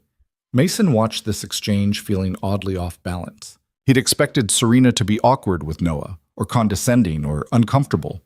Instead, she was actually listening, engaging with his son's enthusiasm in a way that seemed genuine rather than performed. The food arrived. Noah drowned his pancakes in syrup with the efficiency of long practice. Serena cut her pancakes into precise squares, then seemed to realize what she was doing and stopped, instead attacking them with less geometry and more enthusiasm. "These are really good," she said, sounding surprised. "Told you," Noah said through a mouthful of chocolate and pancake. "Dad, can Serena come to breakfast with us again?" Mason nearly choked on his coffee. "That's up to Serena. She's probably busy most Saturdays." "Actually, I'm usually not busy on Saturdays. I work most of the week, but I try to keep weekends clear." "Then you should come back," Noah said with the straightforward logic of someone who didn't understand why adults made things complicated. "We come here every Saturday." "Well, not every Saturday. Sometimes Dad has to work, but most Saturdays." "I'd like that." Serena looked at Mason. "If it's okay with your dad." Mason found himself nodding despite every rational voice in his head telling him this was a mistake. Sure, yeah, it's fine. They finished breakfast. Noah told Serena about his favorite books and his school and the project he was working on about the solar system. Serena listened with what appeared to be genuine interest, asking questions that weren't patronizing and responding to Noah's explanations with appropriate reactions. She seemed more relaxed than Mason had ever seen her, like being around a 7-year-old with no filter somehow made it easier to be herself. When the check came, Serena reached for it automatically. Mason grabbed it first. I've got this.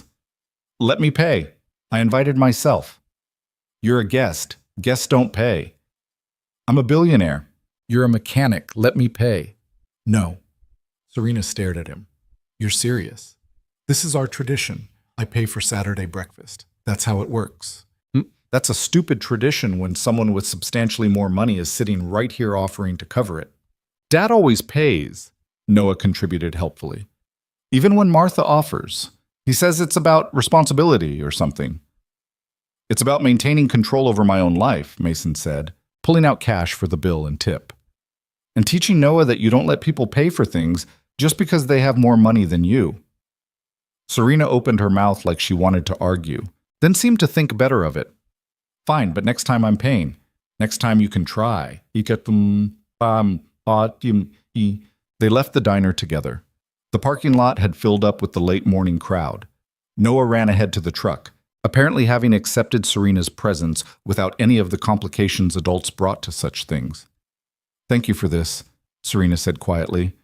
I know I pushed my way into your morning, but Noah's wonderful. You're doing a great job with him. I'm doing my best. That's all anyone can do.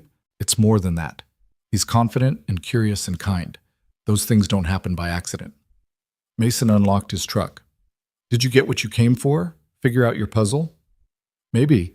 Or maybe I just enjoyed eating chocolate chip pancakes with a 7-year-old who knows more about dinosaurs than most paleontologists.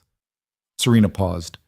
The interview is scheduled for Thursday, 2 in the afternoon at Meridian's facility in Columbus. They're expecting you. I didn't say yes yet. You said you'd take the interview. That's saying yes to showing up, at least. What if I don't want the job? Then don't take it. But go to the interview anyway. See what they're offering. Make an informed decision instead of deciding from fear.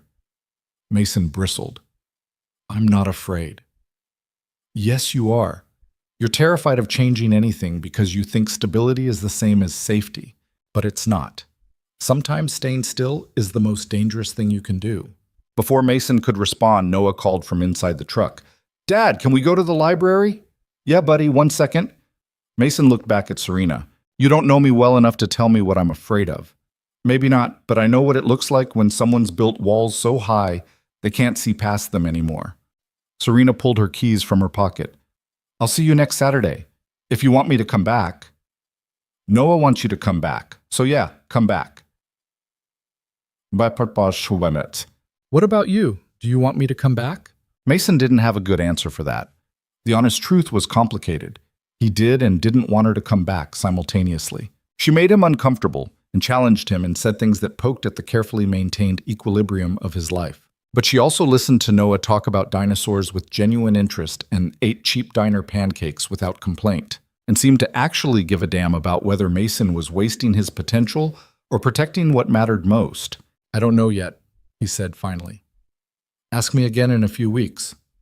Fair enough. Serena walked to her car, which turned out to be a Tesla that definitely didn't belong in Millie's parking lot.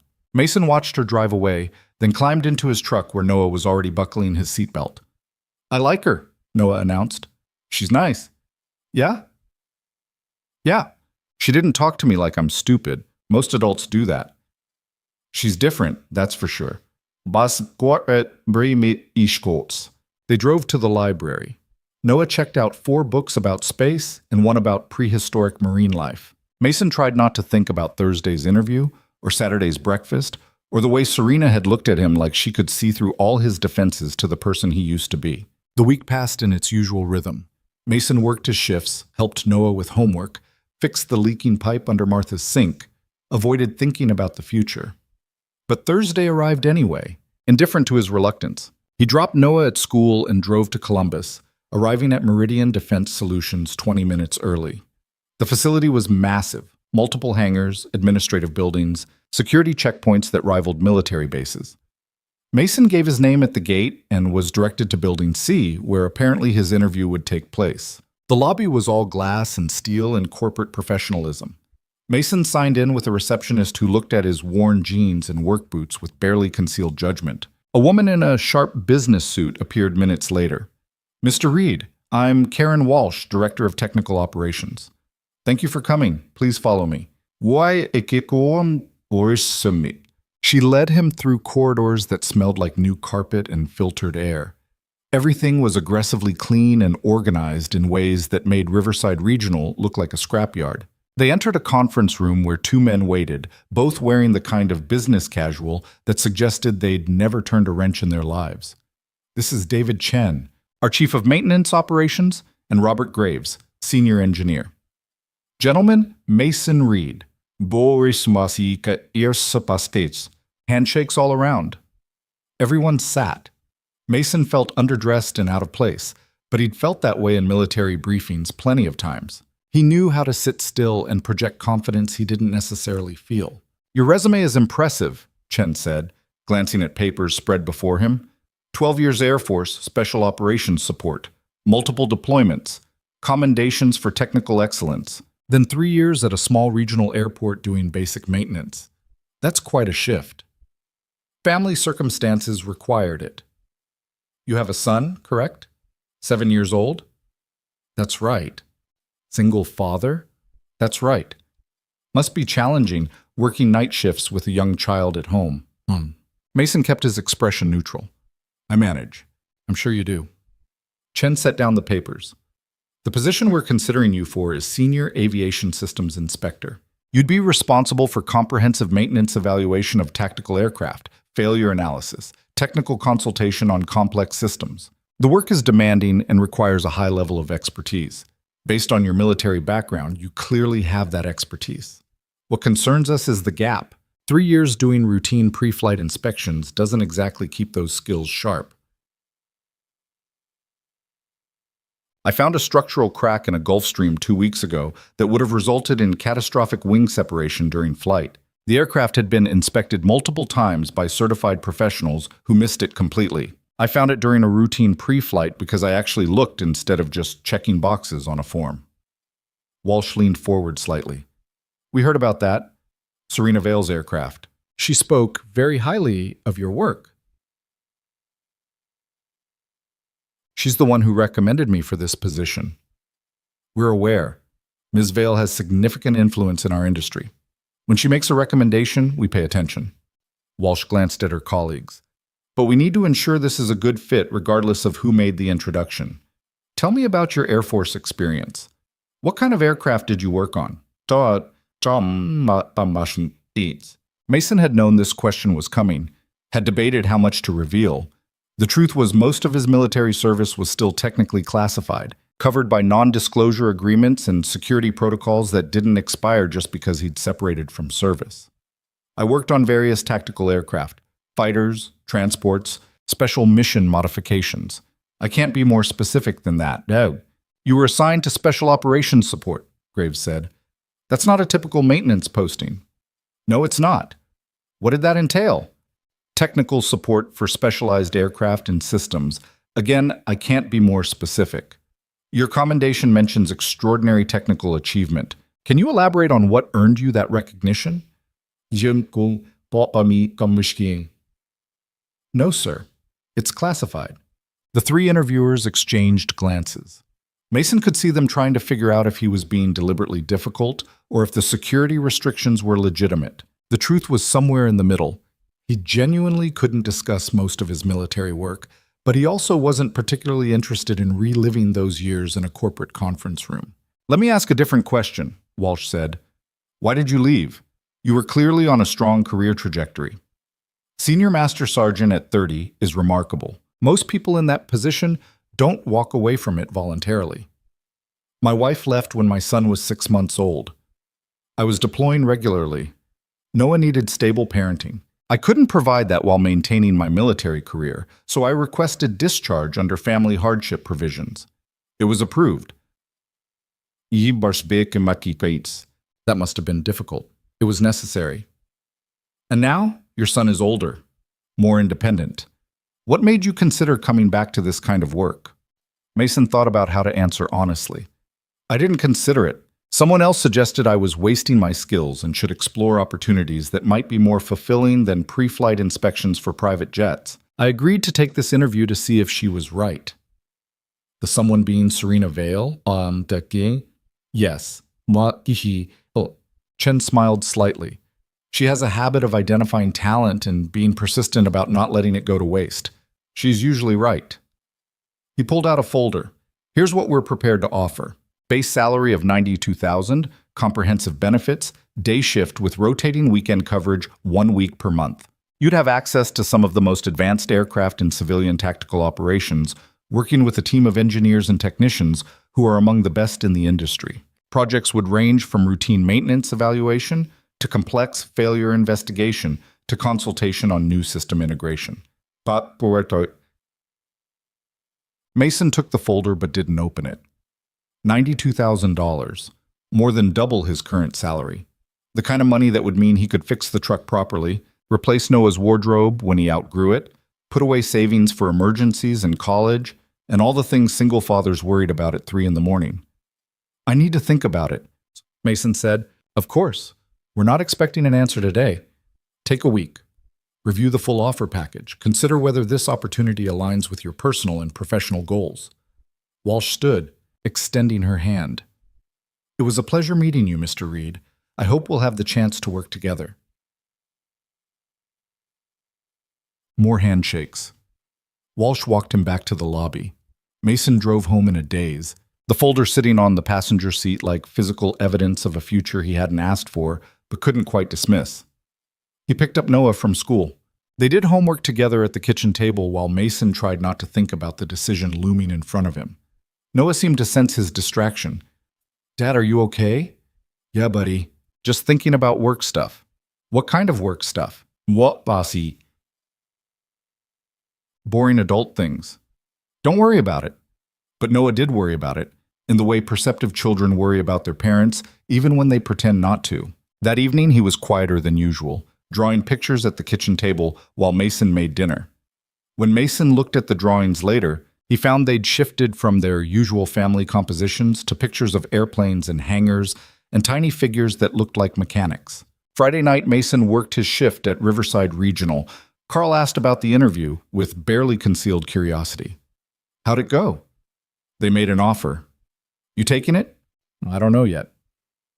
Reed, if you're thinking about turning down a job that pays double what we pay you, you're an idiot. No offense.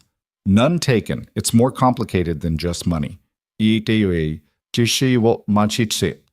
never more complicated than money. Money solves problems. You've got a kid to raise and bills to pay, and a truck that sounds like it's held together with prayer. Take the job. But Mason wasn't convinced it was that simple. Money solved some problems while creating others. A new job meant new routines, different schedules, disruption to the careful life he and Noah had built. It meant trusting that the stability wouldn't shatter the moment he reached for something more. Saturday morning arrived cold and overcast. Mason woke early, made coffee, stared at the job offer folder he'd left on the kitchen counter. Noah found him there when he shuffled out of his room. Are we going to breakfast? Yeah, buddy, get dressed. Is Serena coming? I don't know, maybe. Noah seemed satisfied with that answer. 20 minutes later, they were driving to Millie's through streets slick with overnight rain. The diner's parking lot held the usual collection of early morning vehicles plus one Tesla that definitely didn't belong. Inside, Serena sat in their usual booth drinking coffee and looking at her phone. She glanced up when they entered, her expression warming slightly. Good morning. Noah scrambled into the booth beside her without hesitation. Hi, Serena. Did you know that some dinosaurs had feathers? Like actual feathers, not scales. They looked like giant chickens. I did not know that. Were they still scary? Oh yeah, velociraptors had feathers, and they could hunt in packs and coordinate attacks. Feathers don't make you less dangerous. Mason slid into the booth across from them, watching this interaction with a mixture of amusement and something more complicated. Noah had accepted Serena into their Saturday routine with the easy adaptability of children. But Mason couldn't shake the feeling that her presence was changing something fundamental about the careful boundaries he'd drawn around their lives. They ordered breakfast. Chocolate chip pancakes for Noah and Serena, eggs and toast for Mason. The conversation flowed easily, mostly driven by Noah's enthusiastic explanations of whatever had captured his interest that week. Serena asked questions and listened and responded in ways that suggested she was genuinely engaged rather than just being polite. "Did you do the interview?" She asked Mason during a brief lull while Noah reorganized sugar packets. "Yeah, Thursday." "And?" "Yes. They made an offer." "What did you tell them?" "That I needed to think about it." Serena stirred her coffee slowly. "Fair enough. What's holding you back?" "Everything. Noah's schedule, my shift work, the commute. Whether I can actually do that kind of work again after 3 years away from it. Whether it's worth disrupting our entire life for better pay and more interesting projects. Those are all legitimate concerns. What does Noah think?" Mason glanced at his son, who was building a pyramid from sugar packets with intense concentration. "I haven't told him yet." "Why not?" "Well, because I don't want to get his hopes up if I decide not to take it, or worry him if I decide to take it. And it changes everything." "You're protecting him from hypothetical problems." "I'm protecting him from unnecessary stress." "Mason." Serena kept her voice low enough that Noah couldn't hear. "You can't protect him from everything. And trying to shield him from change isn't the same as keeping him safe." "You don't have kids. You don't understand." "You're right. I don't. But I understand what it's like to be so afraid of losing something that you refuse to reach for anything better." Mason felt anger stirring. "This isn't about fear." "Then what's it about?" "It's about being responsible, about not taking unnecessary risks with my son's well-being, about accepting that sometimes good enough is actually good enough." Their food arrived before Serena could respond. They ate in tense silence. The easy atmosphere from earlier evaporated. Noah seemed to sense the shift, glancing between them with concern. "Are you guys mad at each other?" "Nobody," Mason said. "Just disagreeing about something. It's fine." "Dad disagrees with people at work sometimes," Noah told Serena. "But then they figure it out, and it's okay again." "Your dad is good at figuring things out," Serena said, though her eyes remained on Mason. "Even when it takes him a while." They finished breakfast. Mason paid despite Serena's attempt to grab the check first. Outside in the parking lot, Noah ran ahead to the truck while Serena and Mason lingered near her Tesla. "I'm sorry," Serena said. "I pushed too hard. Your decisions about your career and your son are none of my business." "You're right, though, about most of it. I am afraid. I am protecting him from hypothetical problems. I am settling for good enough because reaching for better feels too risky." "So what are you going to do?" "I don't know yet, but I'll figure it out." Mason hesitated. "Are you coming back next Saturday?" "Do you want me to?" "Noah does. That's reason enough. What about you?" Mason looked at her standing there in the cold parking lot, this complicated billionaire who'd somehow inserted herself into their lives and refused to fit any of the boxes he tried to put her in. "Yeah, I want you to come back too." Something in Serena's expression softened. "Okay, next Saturday, same time." "Same time." Mason drove home with Noah chattering about dinosaurs and pancakes, and whether Serena would want to see his school project about the solar system. The job offer folder sat in the glove compartment where Mason had stashed it, full of papers he still needed to read and decisions he still needed to make. That night, after Noah fell asleep beneath his glow-in-the-dark stars, Mason finally opened the folder. He read through everything carefully. The salary details, the benefits package, the job description, the expectations. It was good. Better than good.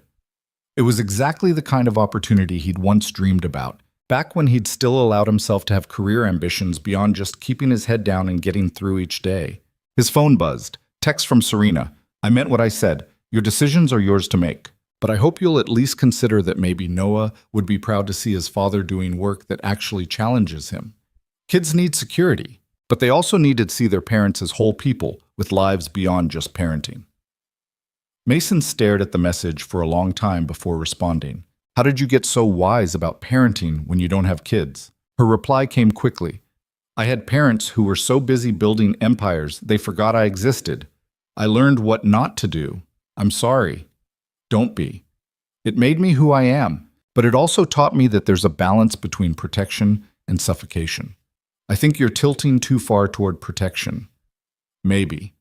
Or maybe I'm just being careful. Careful is good, but careful shouldn't mean frozen. Mason set down his phone and looked at the ceiling of his bedroom, thinking about frozen versus careful, protection versus suffocation, good enough versus actually good.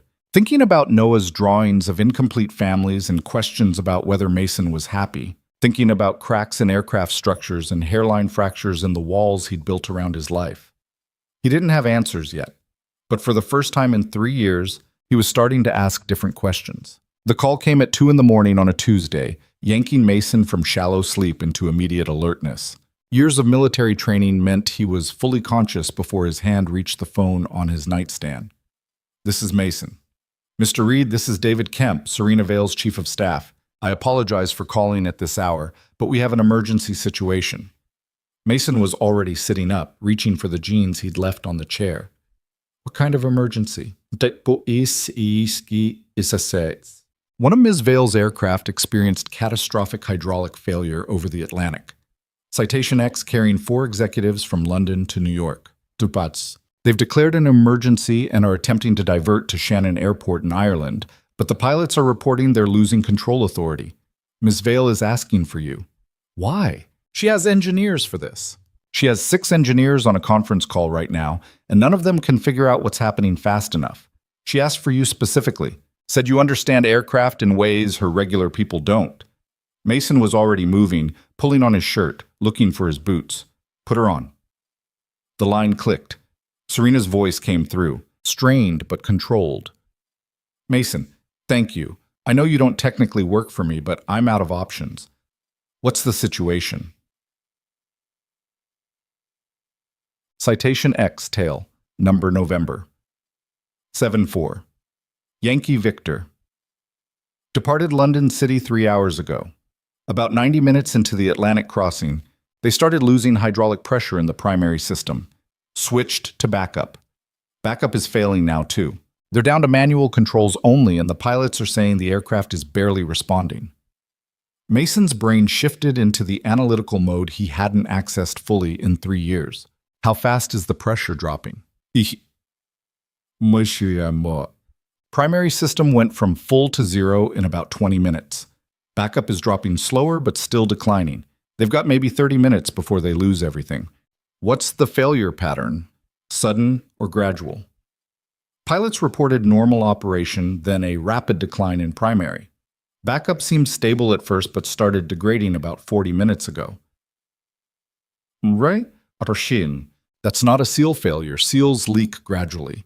This is catastrophic line rupture or pump failure, probably both systems affected by the same root cause. Mason grabbed his truck keys, his phone pressed between shoulder and ear. Are they still over water? Just reached the Irish coast. Shannon is their best option, but they need to land in the next 20 minutes or they're not landing at all. Put me through to the cockpit. Another click. Static, then a voice with British accent fighting to stay professional through obvious stress. This is Captain Morrison. Who am I speaking with? Mason Reed, Aviation Systems Specialist. I need you to describe exactly what's happening with your controls. Manual reversion only. Yoke feels like pushing through concrete. Rudder response is maybe 30% normal. We're maintaining level flight, but barely. Every input requires full force, and the aircraft is sluggish to respond. Okay, listen carefully. You've got dual system failure, which means whatever caused it affected both hydraulic systems simultaneously. That almost never happens unless there's a common failure point. Do you have any unusual vibration or noise from the tail section? Now that you mention it, yes. Started about the same time as the hydraulic issues. Low frequency vibration, felt through the airframe. That's your smoking gun. You probably have a structural issue in the tail that damaged both hydraulic lines running through that section. The vibration means something back there is loose or failing. Mason was driving now, his truck roaring through empty streets toward the airport. He didn't know why he was going to the airport except that it felt necessary. Here's what you need to do. Reduce your speed as much as safely possible without stalling. Slower speed means less aerodynamic force on the damaged structure and less pressure demand on what's left of your hydraulics. Configure for landing early while you still have some control authority. Don't wait until final approach. Copy that. Reducing to minimum safe speed. Shannon approach is clearing us direct to runway. Emergency equipment standing by. Good. Once you're configured, lock your inputs and don't make sudden movements. Small corrections only. The less you demand from those hydraulics, the longer they'll last. Understood. Can you stay on the line? I'm here, not going anywhere. Mason pulled into Riverside Regional and parked near the maintenance hangar.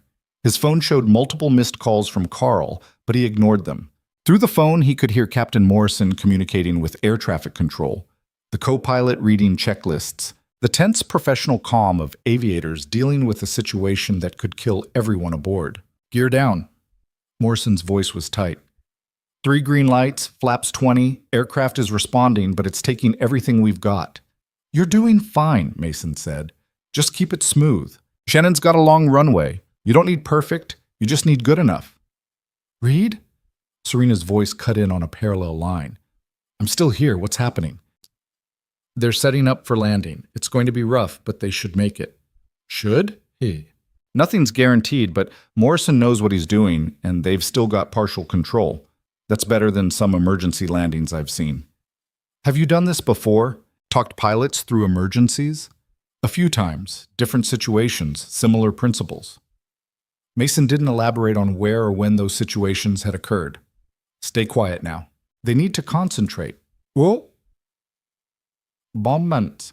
Through the phone, Mason heard Morrison calling altitudes and airspeeds, the co-pilot responding, the sound of an aircraft fighting its pilots every inch of the way. 2,000 feet, 1,500, 1,000. The runway was in sight, emergency vehicles positioned along the taxiway, the landing lights of Shannon Airport blazing in the Irish darkness. 500 feet, Morrison said. Airspeed good, sync rate high but manageable. You've got this, Mason said. 30 seconds and you're on the ground. The final approach seemed to stretch forever. Mason stood in the empty hangar listening to an aircraft fight for its life 3,000 miles away, his knuckles white around his phone. He'd talked to plenty of pilots during his military service, had helped diagnose problems remotely before, but this felt different. This was Serena's aircraft. These were people she knew, and for reasons he couldn't quite articulate, her trust that he could help meant something that went beyond professional competence. 200 feet, 150. Morrison's voice was absolutely controlled. Flare, hold it, hold it. The sound of landing gear touching concrete came through the phone, not smooth, but solid. Then the roar of thrust reversers and brakes, 10 seconds of mechanical violence as the aircraft scrubbed off speed. Then silence, except for heavy breathing. We're down. We're safe. Shannon ground. November 7-4. Yankee Victor is clear of the active runway. Serena's voice came through, shaking slightly. Thank you, Captain. Thank you. Mason let out a breath he didn't know he'd been holding. Captain Morrison, you did excellent work. Get your passengers off and let the investigators take over. That aircraft isn't flying again until someone figures out what failed. Copy that. And thank you, Mr. Reed. I don't know who you are, but you may have just saved our lives. Just doing what needed doing. Safe travels. The line disconnected. Mason stood alone in the dark hangar, adrenaline slowly draining from his system. His phone buzzed immediately, Serena calling directly. How did you know? Her voice was raw. How did you know it was structural damage in the tail causing the hydraulic failure? Because dual system failure is almost impossible unless there's a common cause. And the vibration the pilot described was consistent with loose or damaged structure, creating a cascade effect. It was an educated guess based on pattern recognition. Mason, my engineers didn't figure that out. 6 people with advanced degrees and decades of experience, and none of them put it together. But you did, in about 30 seconds. Positive. They were probably focused on the hydraulic systems themselves. I went backward from the symptoms to find the root cause. That's not a small distinction. That's not a... That's the difference between life and death for four people I've known for years. Mason heard something crack in her voice. Not quite crying, but close. The controlled facade that Serena wore like armor was coming apart. Are you okay? He asked. No, I'm not okay. I just almost killed four people because I didn't maintain my aircraft properly. Because I trusted inspections that were clearly inadequate. Because I was too busy running a company to pay attention to whether the machines I put people inside were actually safe. That's not how this works. You hired professionals to maintain those aircraft. They failed, not you. I hired cheap professionals. I went with the lowest bidder on maintenance contracts because I thought all inspections were basically the same. And now four people almost died because I made that decision. Mason sat down on a workbench, his own exhaustion catching up with him. Serena, listen to me. You can't control everything. You can hire the best people and do everything right, and things still fail. That's reality. What matters is you got them on the ground safely. Because of you. If you hadn't answered the phone, someone else would have figured it out eventually. Morrison would have landed that aircraft one way or another. I just helped speed up the process. Don't minimize what you did. Please, I need you to understand that you just saved four lives with a phone call and pattern recognition and whatever instinct lets you hear a symptom and immediately know the cause. That's not normal. That's exceptional. Mason didn't know what to say to that. He'd spent 3 years deliberately not being exceptional at anything except being Noah's father. Being exceptional in his military career had meant deployments and stress, and eventually having to choose between the work and his family. He'd chosen family and walked away from exceptional without looking back. But sitting in the empty hangar at 2:30 in the morning, listening to Serena Vale come apart at the seams over a disaster that hadn't quite happened, Mason felt something stirring in his chest. Not regret exactly, more like recognition. The recognition that maybe he'd been lying to himself about being content with good enough. I need to see the aircraft, he said. When the Irish authorities are done with their investigation, I need to inspect that citation personally. Why? Because dual hydraulic failure from structural damage doesn't happen randomly. Something caused it, and I need to know if it's a maintenance issue or a manufacturing defect or sabotage. Sabotage. Serena's voice sharpened. You think someone deliberately damaged my aircraft? I don't know. But I don't believe in coincidence when it comes to aviation failures. The Gulfstream had a crack that should have been caught during routine inspection. Now a citation has structural failure that took out both hydraulic systems. Either you have the worst luck in the industry, or someone needs to look at your entire maintenance program to figure out what's being missed. There was a long pause. Mason, are you saying what I think you're saying? I'm saying I'll take the job. The one at Meridian. But I want to consult on your fleet as well.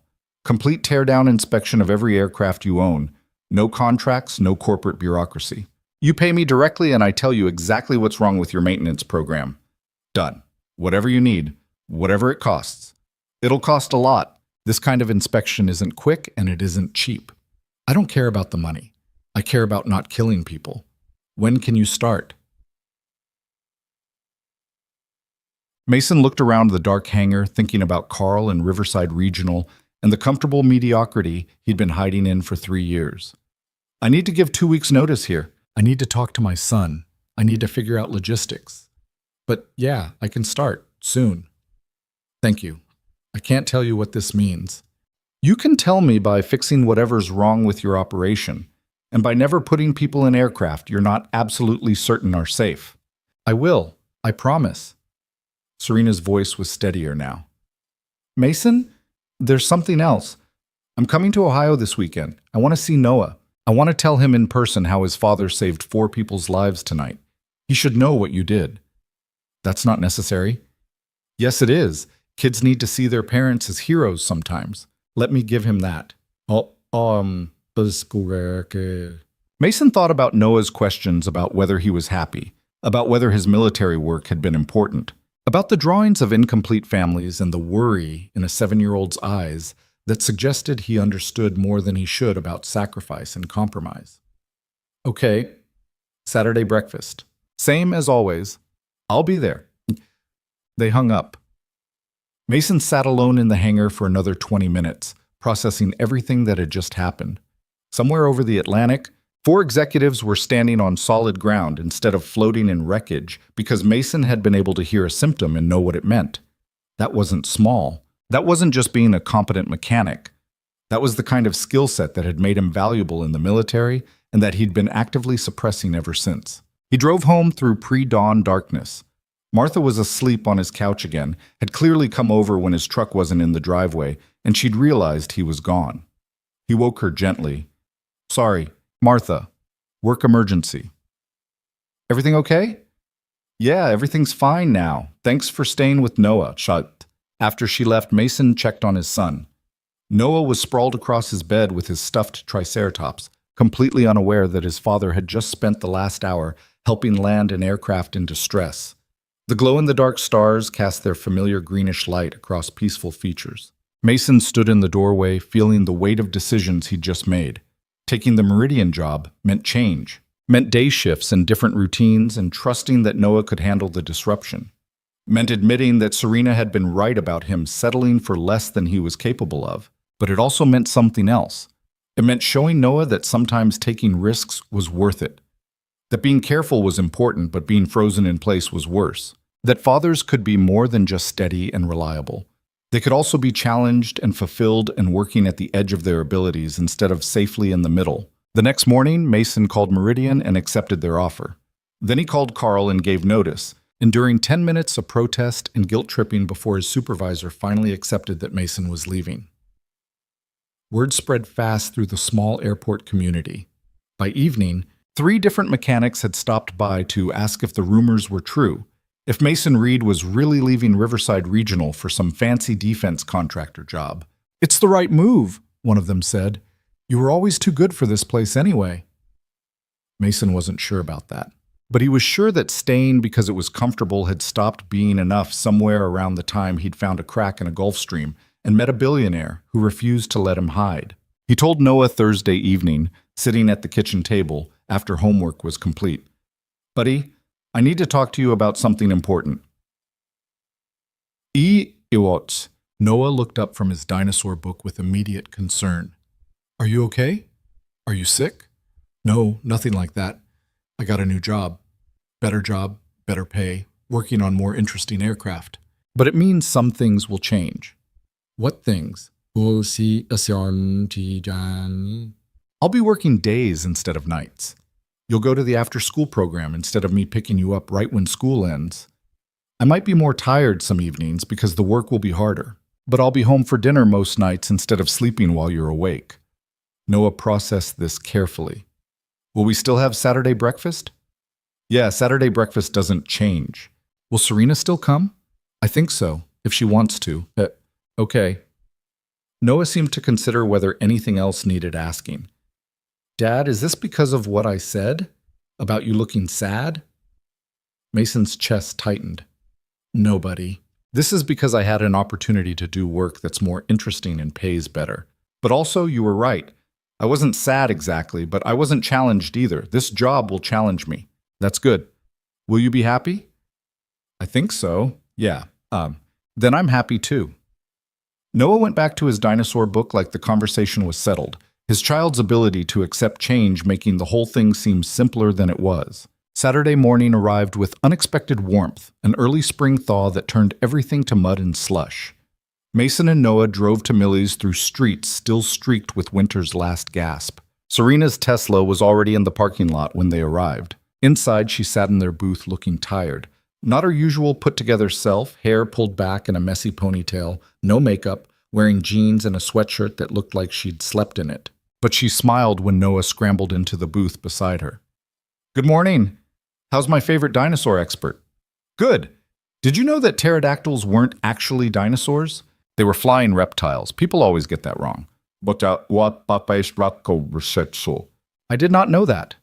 Thank you for educating me." Serena looked at Mason. "Can we tell him?" Mason nodded. "Go ahead." Serena turned to Noah with sudden seriousness. I need to tell you something about your dad. Earlier this week, one of my airplanes had a really bad problem while it was flying. The pilots were in trouble and didn't know how to fix it. My engineers couldn't figure it out fast enough. So I called your dad at 2 in the morning, and he talked to the pilots and figured out what was wrong and helped them land the airplane safely. 4 people are alive right now because your dad knew exactly what to do in an emergency. He's a hero. Noah stared at his father with wide eyes. Really? It wasn't that dramatic, Mason said. I just helped diagnose a problem remotely. Don't listen to him, Serena told Noah. It was extremely dramatic. The airplane was barely flying. The pilots were running out of options. Your dad stayed on the phone with them for 20 minutes and guided them through an emergency landing. Without him, those people might have died. Noah's expression was complex, pride and concern and curiosity all mixed together. Were you scared, Dad? A little, but mostly I was focused on the problem. That's what you do in emergencies. You focus. Is that what you did in the Air Force? Help people in emergencies? Sometimes, yeah. And that's what your new job will be? Mason glanced at Serena, who nodded encouragingly. Similar.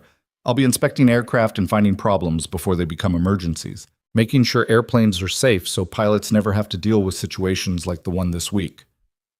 That's important, Noah said seriously. Airplanes should be safe. Exactly. That's why I'm taking this job. Because I'm good at making sure they're safe, and I should be using that skill instead of just doing basic inspections. Their food arrived. They ate breakfast together, the conversation drifting to safer topics like Noah's school project and whether Parasaurolophus could really communicate over long distances. But Mason caught Serena watching him several times with an expression he couldn't quite read. Not gratitude exactly, something more complicated. After breakfast, in the parking lot, Serena pulled Mason aside while Noah ran ahead to the truck. I meant what I said. You're exceptional at what you do, and I'm grateful you are finally doing it again. I'm nervous, Mason admitted. I've been out of this kind of work for 3 years. What if I'm not as good as I used to be? You just talked pilots through an emergency landing with zero preparation and minimal information.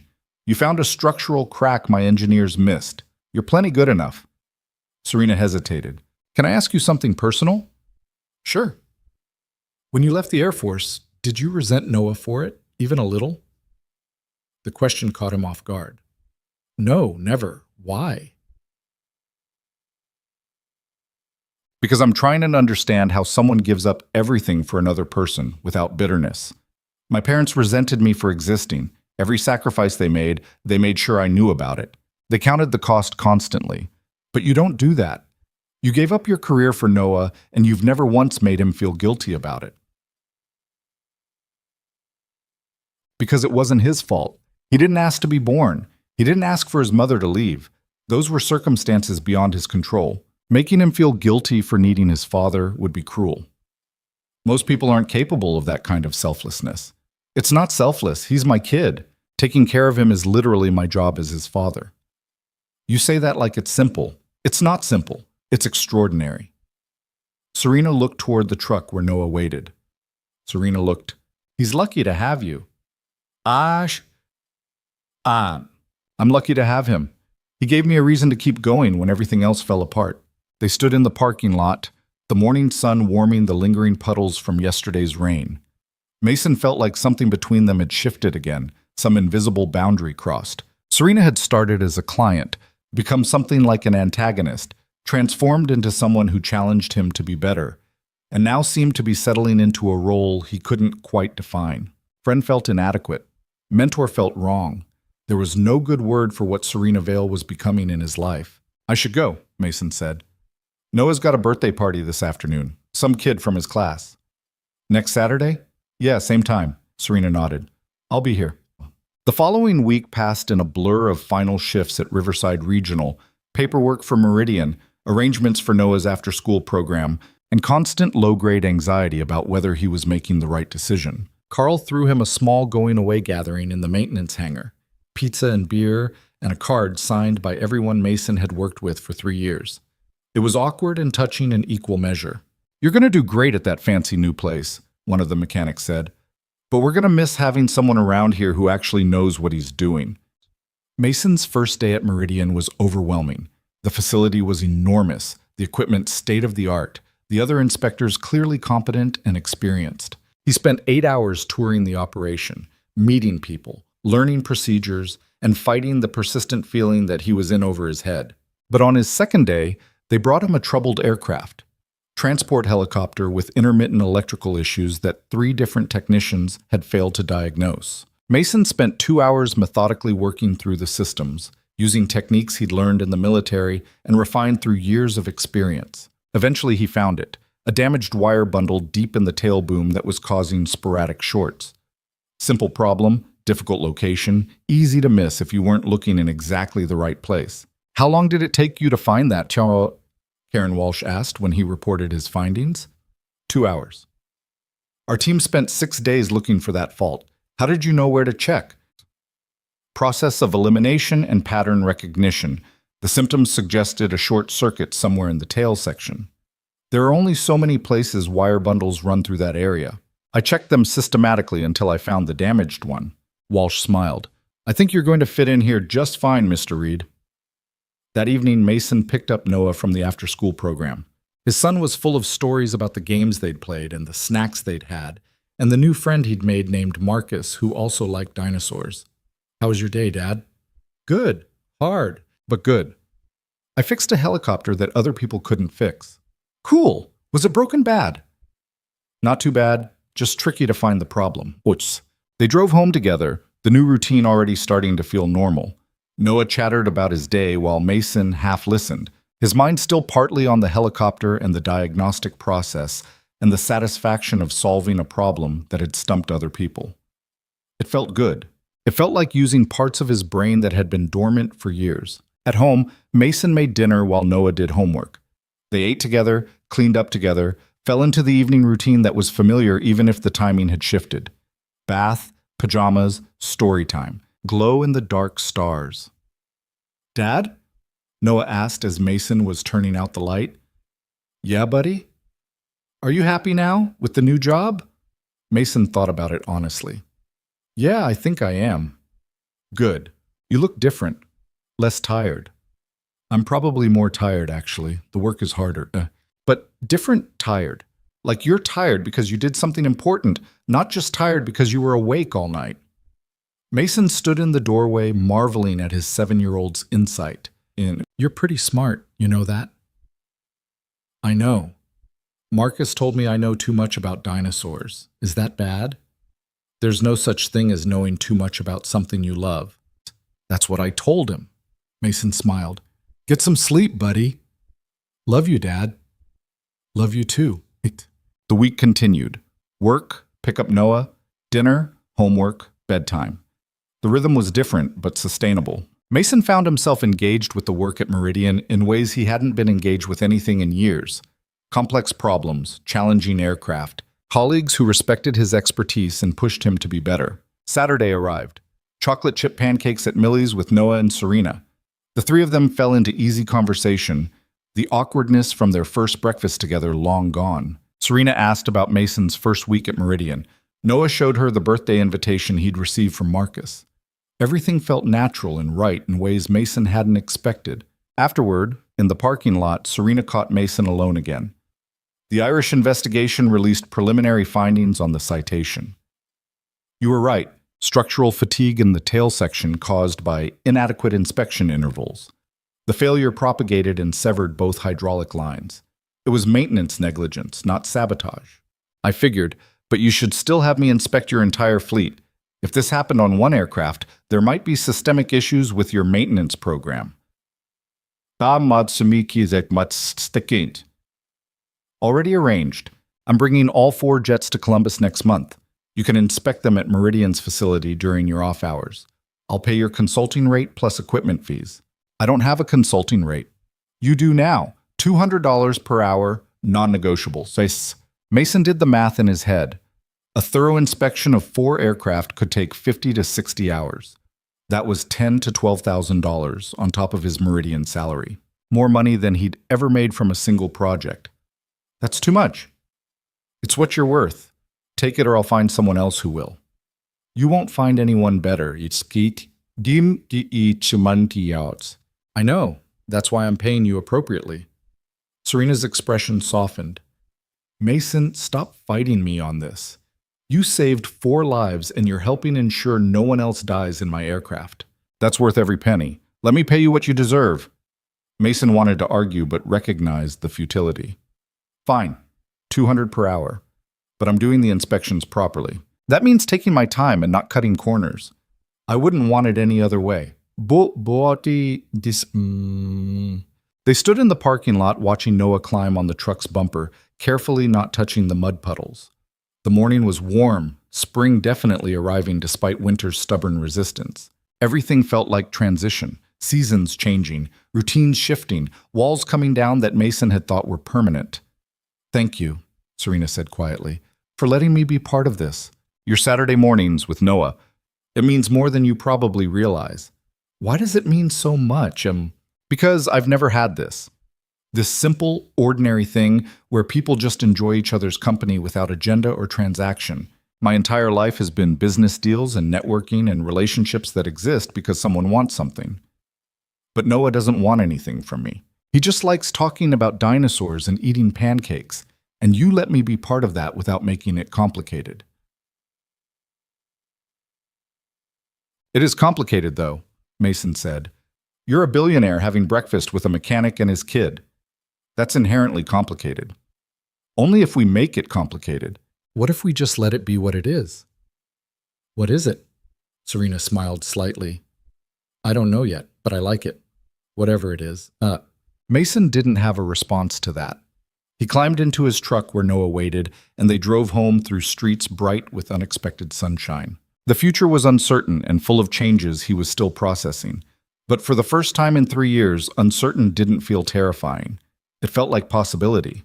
3 months into his new job at Meridian, Mason found himself standing in a conference room full of corporate executives who were arguing about something he'd already solved. The meeting had been going for 40 minutes, and nobody had bothered asking his opinion yet, despite the fact that he was the one who'd written the technical report they were all debating. The inspection intervals are clearly inadequate, one executive was saying. We need to double the frequency across the entire fleet. That's not financially viable, another countered. Do you understand what that would cost in downtime and labor? Do you understand what a catastrophic failure would cost in lives and liability? Mason cleared his throat. The room went silent.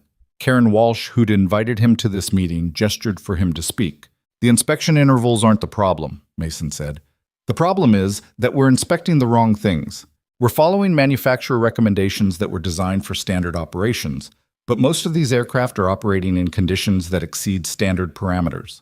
We need targeted inspections focused on high-stress components, not comprehensive inspections of everything. That cuts the cost by 70% while actually improving safety outcomes. The executives stared at him. One of them opened a folder and started reading Mason's report more carefully. Another pulled out a calculator and started running numbers. Walsh smiled slightly. Mr. Reed submitted a detailed proposal 3 days ago. It's on page 17 of the materials I sent you all last week. If anyone had actually read it, we could have saved ourselves 40 minutes of arguing. Mason sat back down while the executives digested this information. He'd learned quickly that corporate bureaucracy moved slower than military chains of command, and that having the right answer didn't matter if you couldn't navigate the politics of getting people to listen. But he was getting better at it, learning to translate technical expertise into language that financial people understood. After the meeting, Walsh caught him in the hallway. You're making quite an impression here. 3 months and you've already identified flaws in our entire inspection protocol that somehow went unnoticed for years. I'm just looking at the data honestly. Most people see what they expect to see. That's what makes you valuable. You see what's actually there. Walsh handed him a folder. New project. Military transport with chronic engine issues that nobody can diagnose. It's been grounded for 6 weeks. See what you can find. Mason took the folder back to his workstation, feeling the familiar satisfaction of having a complex problem to solve. This was what he'd been missing. Not just the technical challenges, but the sense that his work mattered, that people's lives depended on him getting it right. His phone buzzed. Text from Serena. Board meeting ran late. Can't make Saturday breakfast tomorrow. Dean. Rain check? Mason felt unexpected disappointment. Saturday breakfast had become the highlight of his week, not just because of Noah's enthusiasm, but because of the easy rhythm he and Serena had developed. They talked about aircraft and parenting and nothing important at all. She'd become something Mason hadn't expected, a friend. Maybe more than a friend, though neither of them had acknowledged that possibility out loud. No problem. Noah will be disappointed, but he'll survive. Next Saturday? Definitely. And I'm bringing the fleet to Meridian next Thursday for your inspections. Clear your schedule. Already done. That evening, Mason picked up Noah from the after-school program and found his son unusually quiet during the drive home.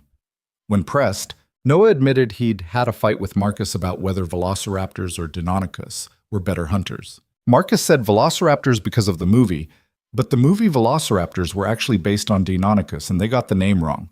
I told him that, and he said I was being a know-it-all. Mason navigated through traffic while considering how to respond. Were you being a know-it-all? I was being factually accurate. Those aren't mutually exclusive. You can be right and still make people feel bad about being wrong. Darsamus. Noah thought about this. But shouldn't people want to know the truth? Most people do want to know the truth, but they also want to feel respected. If you correct someone in a way that makes them feel stupid, they stop listening even if you're right. That doesn't make sense. I know, but humans aren't logical. We're emotional. How you say something matters as much as what you say. Noah was quiet for a moment. Is that why your meetings at work are so long? Because people care more about feelings than facts? Mason laughed despite himself. Yeah, buddy. That's exactly why my meetings are so long. At home, they fell into their evening routine. Dinner, homework, a new library book about space exploration. Mason was helping Noah with a math worksheet when his phone rang. Serena, which was unusual, she normally texted, "Hey, what's up?" "I need your help. Not with aircraft. With something else." Mason heard stress in her voice. "What's wrong?" "My head of operations quit today. Just walked out in the middle of a crisis because I apparently undervalue human relationships and treat people like assets instead of individuals." He's not wrong, but his timing is terrible. We've got a major product launch in 3 weeks, and half the team is on the verge of mutiny because they think I'm a heartless corporate machine. Are you a heartless corporate machine? Probably. I don't know. Maybe. Mason, I built this company by being ruthless and not caring what people thought of me, but it's starting to feel hollow, like I'm winning at a game that doesn't actually matter. Why are you telling me this? Because you're the only person I know who doesn't want anything from me. You'll tell me the truth instead of what you think I want to hear. Mason glanced at Noah, who was watching him with curious eyes. Hold on a second. He muted the phone. Buddy, can you finish your math worksheet while I take this call? I'll check it when I'm done. Noah nodded and returned to his homework. Mason stepped into the kitchen where he could talk privately. Okay, you want the truth? Here it is. You are ruthless. You do treat people like assets sometimes, but you're also capable of genuine connection when you let yourself. You eat pancakes with a 7-year-old and listen to him talk about dinosaurs. You show up to breakfast even when you're exhausted from board meetings. You care about whether your aircraft are safe, not just because of liability, but because you don't want people to die. That's not a heartless machine. That's someone who's afraid to be vulnerable. I'm not afraid of vulnerability. Yes, you are. You're terrified of it. You've built walls so high around yourself that most people can't get close enough to see the actual human being underneath all the corporate armor. There was a long silence. Mason wondered if he'd gone too far. Then Serena's voice came through, quieter than before. How do I fix it? You start by admitting you don't have all the answers. You tell your team that you know you've been difficult to work with and you're trying to do better.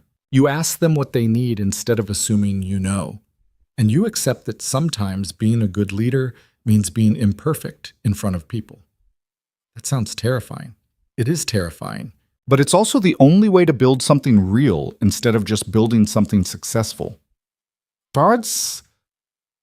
Sultans. Another pause. When did you get so wise? Darts a shitskis. I'm not wise. I'm just a guy who spent 3 years hiding from life and recently realized that safety and stagnation are basically the same thing.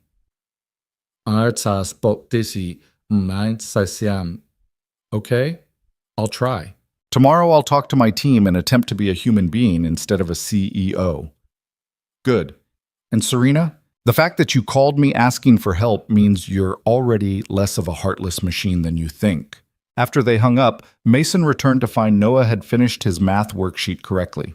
They did bedtime routine, and Mason found himself thinking about his conversation with Serena, about walls and vulnerability, and the ways people protected themselves from connection because connection meant risk. He'd built his own walls after Julia left, had convinced himself that being Noah's father was enough, that he didn't need anything else. But Serena had walked into his life and pointed out that limiting yourself wasn't the same as protecting yourself, that sometimes the safest choice was actually the most dangerous one. Thursday afternoon, Serena's 4 aircraft arrived at Meridian's facility. Mason spent the next 2 days conducting the most thorough inspections of his career. He found 3 minor issues across the fleet, nothing catastrophic, but problems that would have become catastrophic if left unaddressed. By Saturday morning, he had comprehensive reports ready for all 4 aircraft. But Saturday was also breakfast day. Mason debated skipping it to finish final documentation, but Noah had been excited all week about Serena coming back. So at 6:30, father and son climbed into the truck and drove to Millie's through streets still quiet with early morning. Serena's Tesla was in the parking lot. Inside, she sat in their usual booth, looking different somehow. Less polished, more approachable. Her hair was down and she wore jeans and a sweatshirt that looked comfortable rather than expensive. "Good morning," she said when Noah scrambled in beside her. "I missed you guys last week." "We missed you too," Noah said. "Dad was grumpy all day Saturday." "I wasn't grumpy." "You were a little grumpy."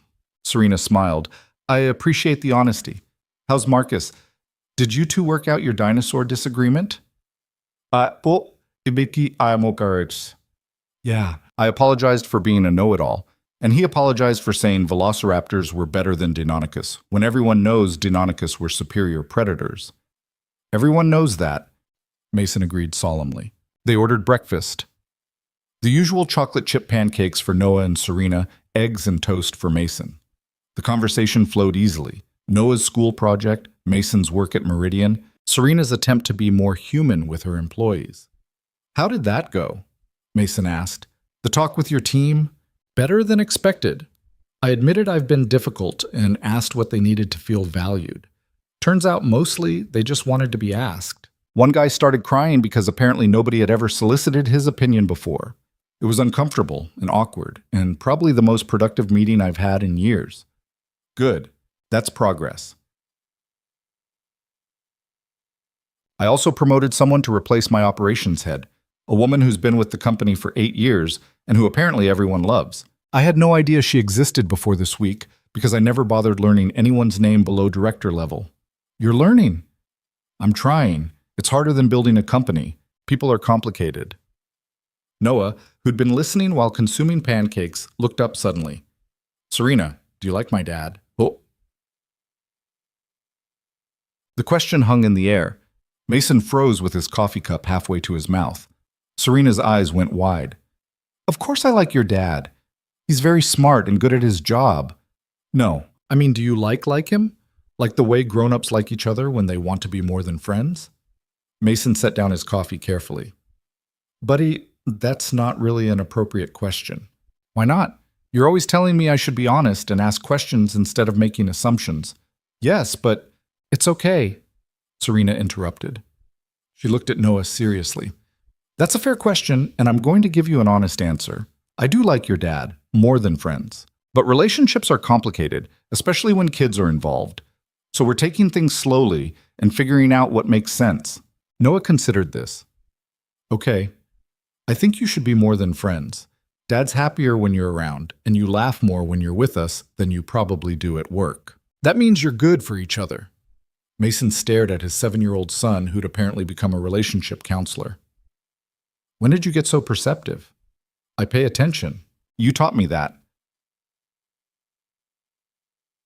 The rest of breakfast passed in slightly awkward silence. After they paid, Mason winning the usual argument about who covered the check, they walked to the parking lot together. Noah ran ahead to the truck, apparently satisfied that he'd accomplished whatever goal he'd had with his interrogation. "I'm sorry about that," Mason said.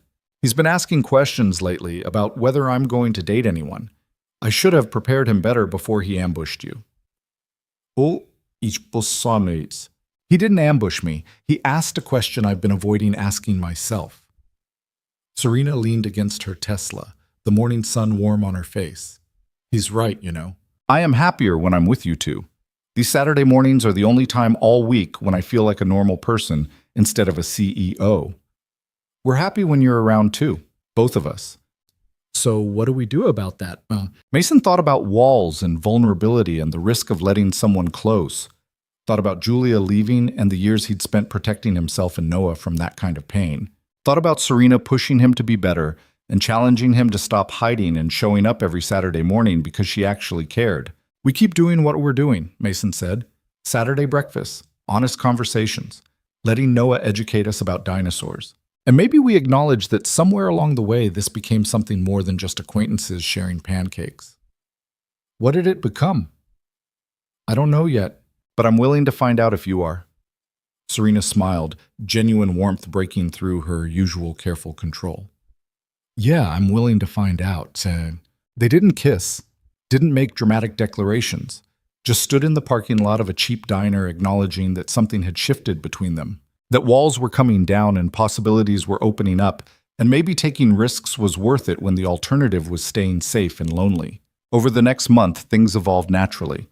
Serena started coming to Saturday breakfast and staying for the library trip afterward. She joined them for dinner one evening, helping Noah with a school project about the solar system while Mason cooked. She texted Mason throughout the week, sometimes about work, sometimes about nothing important, sometimes just to share something funny Noah had said the previous Saturday. Mason's work at Meridian continued to go well. He was promoted to lead inspector after 6 months, given responsibility for the facility's most complex diagnostics. The consulting work for Serena's company expanded. She hired him to evaluate her entire maintenance program and recommend systemic changes. The money was good, but that wasn't the point anymore. The point was doing work that mattered and feeling challenged and using the skills he'd spent years pretending didn't exist. Noah thrived in the after-school program, making friends and joining activities Mason hadn't been able to provide when working nights. His grades improved. His confidence grew. He still drew pictures of families sometimes, but now they included 3 figures instead of 2, and the woman had dark hair instead of blonde. One evening, in late spring, after Noah had fallen asleep beneath his glow-in-the-dark stars, Mason found Serena sitting on his front porch. They'd progressed to her visiting the house occasionally, though she was always careful to leave before it got late. Maintaining appropriate boundaries, she'd said, making sure Noah didn't get confused about their relationship status. "What are you doing out here?" Mason asked, settling onto the porch step beside her. "Thinking about how my life has changed in 6 months. About how I almost died in an aircraft with a structural crack, and the mechanic who saved me ended up saving me in other ways too. I didn't save you. I just pointed out that you were capable of more than corporate ruthlessness." That's a form of saving. I was so empty before I met you and Noah. I had money and power and success, and absolutely nothing that actually mattered. Now I have Saturday mornings at a terrible diner and conversations about dinosaurs, and someone who challenges me to be better. That's everything I didn't know I needed. Mason took her hand, the gesture still new enough to feel significant. "You did the same for me. I was hiding, pretending that settling for less was the same as being content. You pushed me to take risks and do work that fulfilled me and stop protecting Noah from change that was actually good for both of us. We saved each other then." Nikki. Maybe. Or maybe we just both needed someone to be honest with us about who we were versus who we could be. They sat in comfortable silence, watching fireflies begin their evening dance across the yard. Mason's truck still made that rattling sound he kept meaning to fix. The porch still needed painting.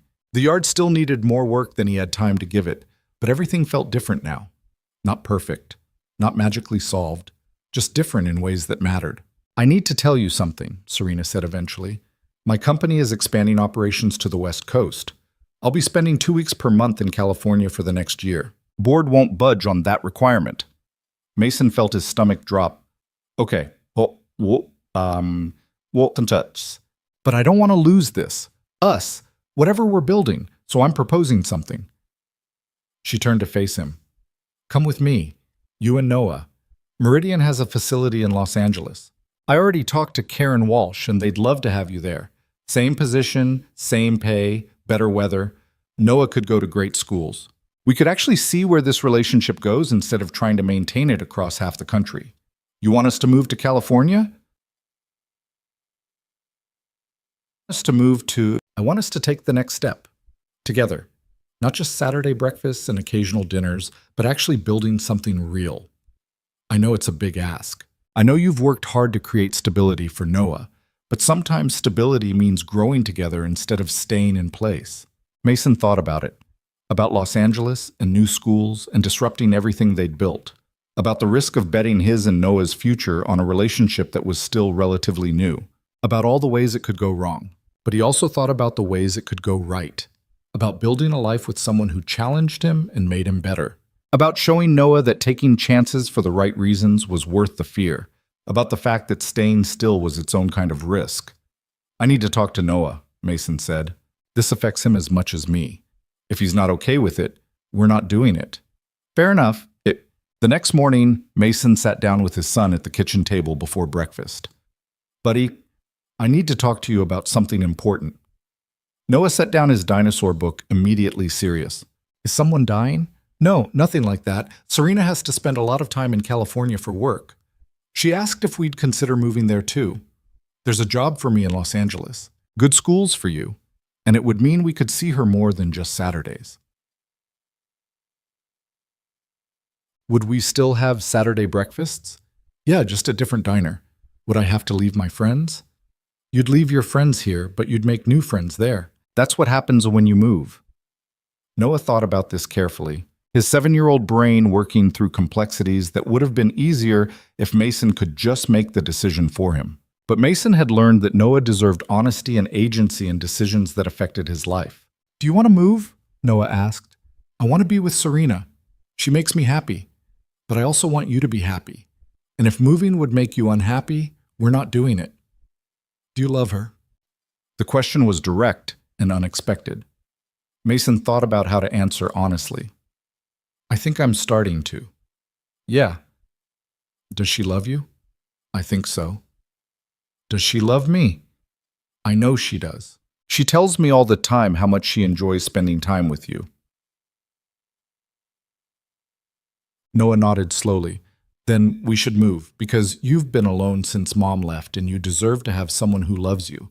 And I like Serena. She's nice, and she listens when I talk about dinosaurs, and she makes you smile more. That's enough reason. Mason felt his throat tighten. You're sure?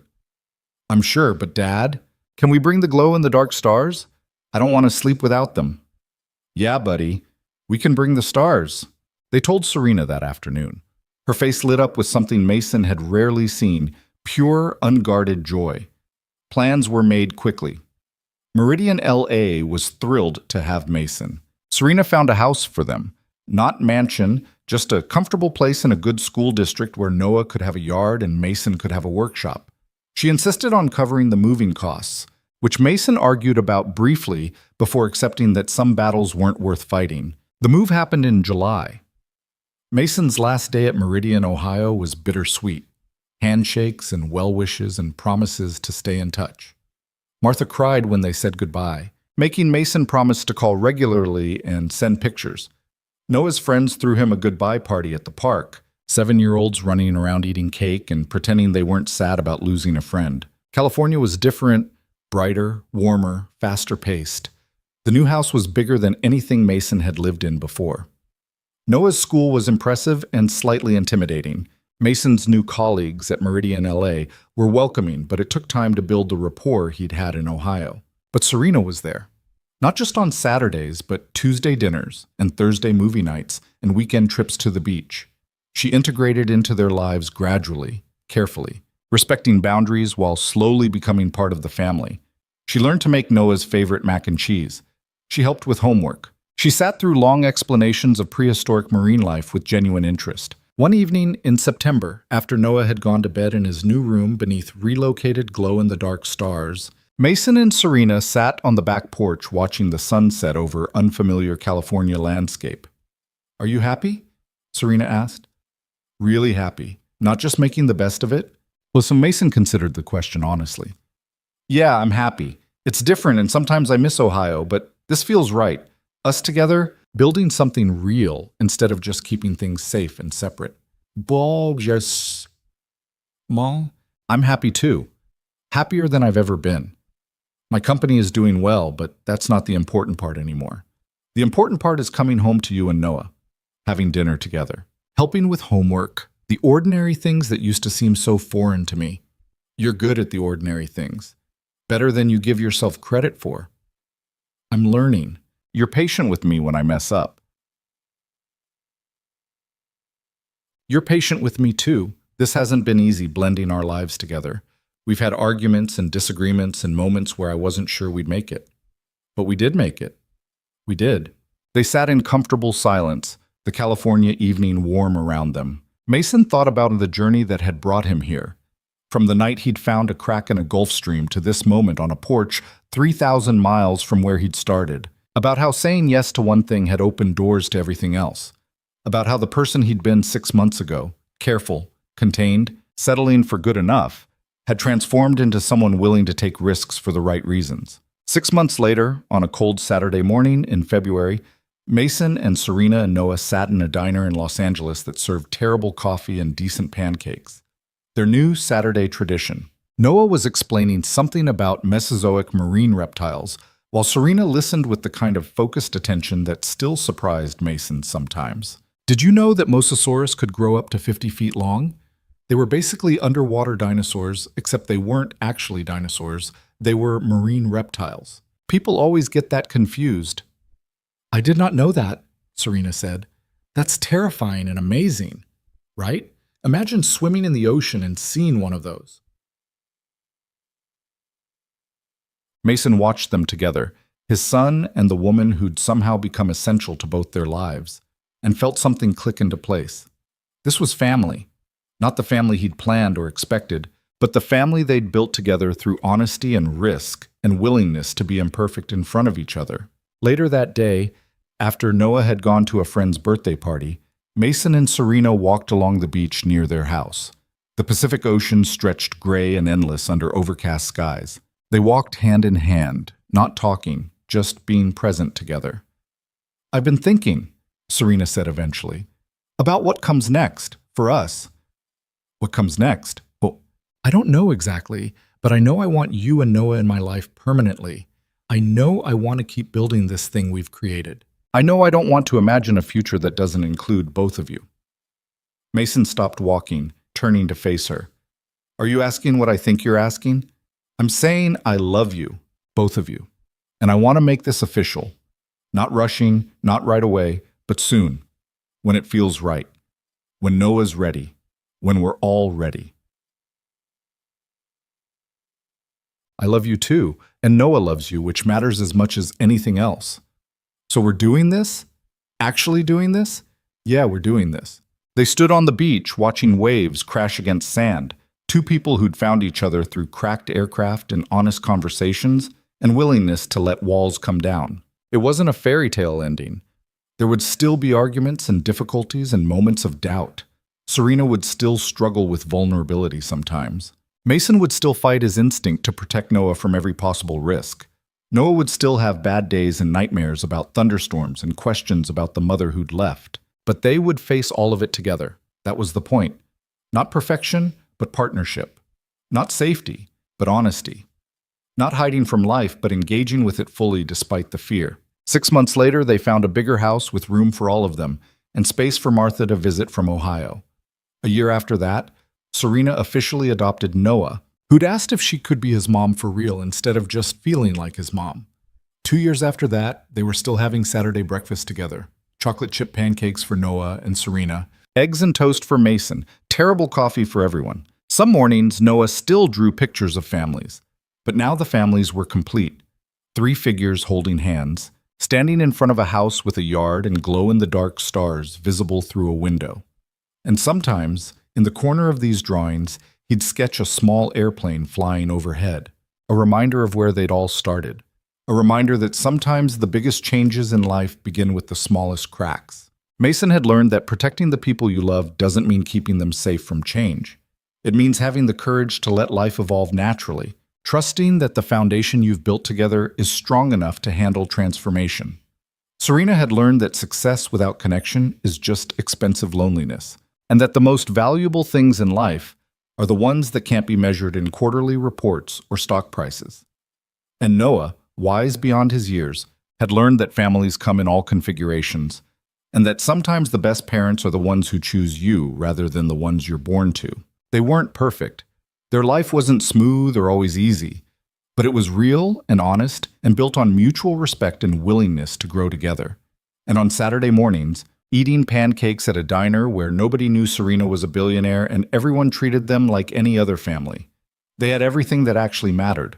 The story of how a single-father mechanic saved a billionaire's life and ended up saving his own in the process wasn't about grand gestures or dramatic transformations. It was about small choices made consistently over time, about showing up even when it was uncomfortable, about asking hard questions and giving honest answers, about taking risks not because you were fearless, but because staying frozen in place was scarier than moving forward. And sometimes, late at night, when Mason checked on Noah sleeping beneath those relocated glow-in-the-dark stars, he thought about the crack he'd found in that Gulf Stream, how easy it would have been to miss, how catastrophic the consequences if he'd looked away, how one moment of paying attention when others had been careless had changed everything. Life was like that, he'd learned, full of hairline fractures waiting to either destroy you or redirect you towards something better. The difference was whether you had the courage to actually look at them instead of pretending they didn't exist. Whether you were willing to do the hard work of repair instead of just papering over the damage and hoping it would hold. He'd looked.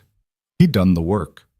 And standing in his son's doorway, watching him sleep peacefully in a house full of people who loved him, Mason knew he'd made the right choice.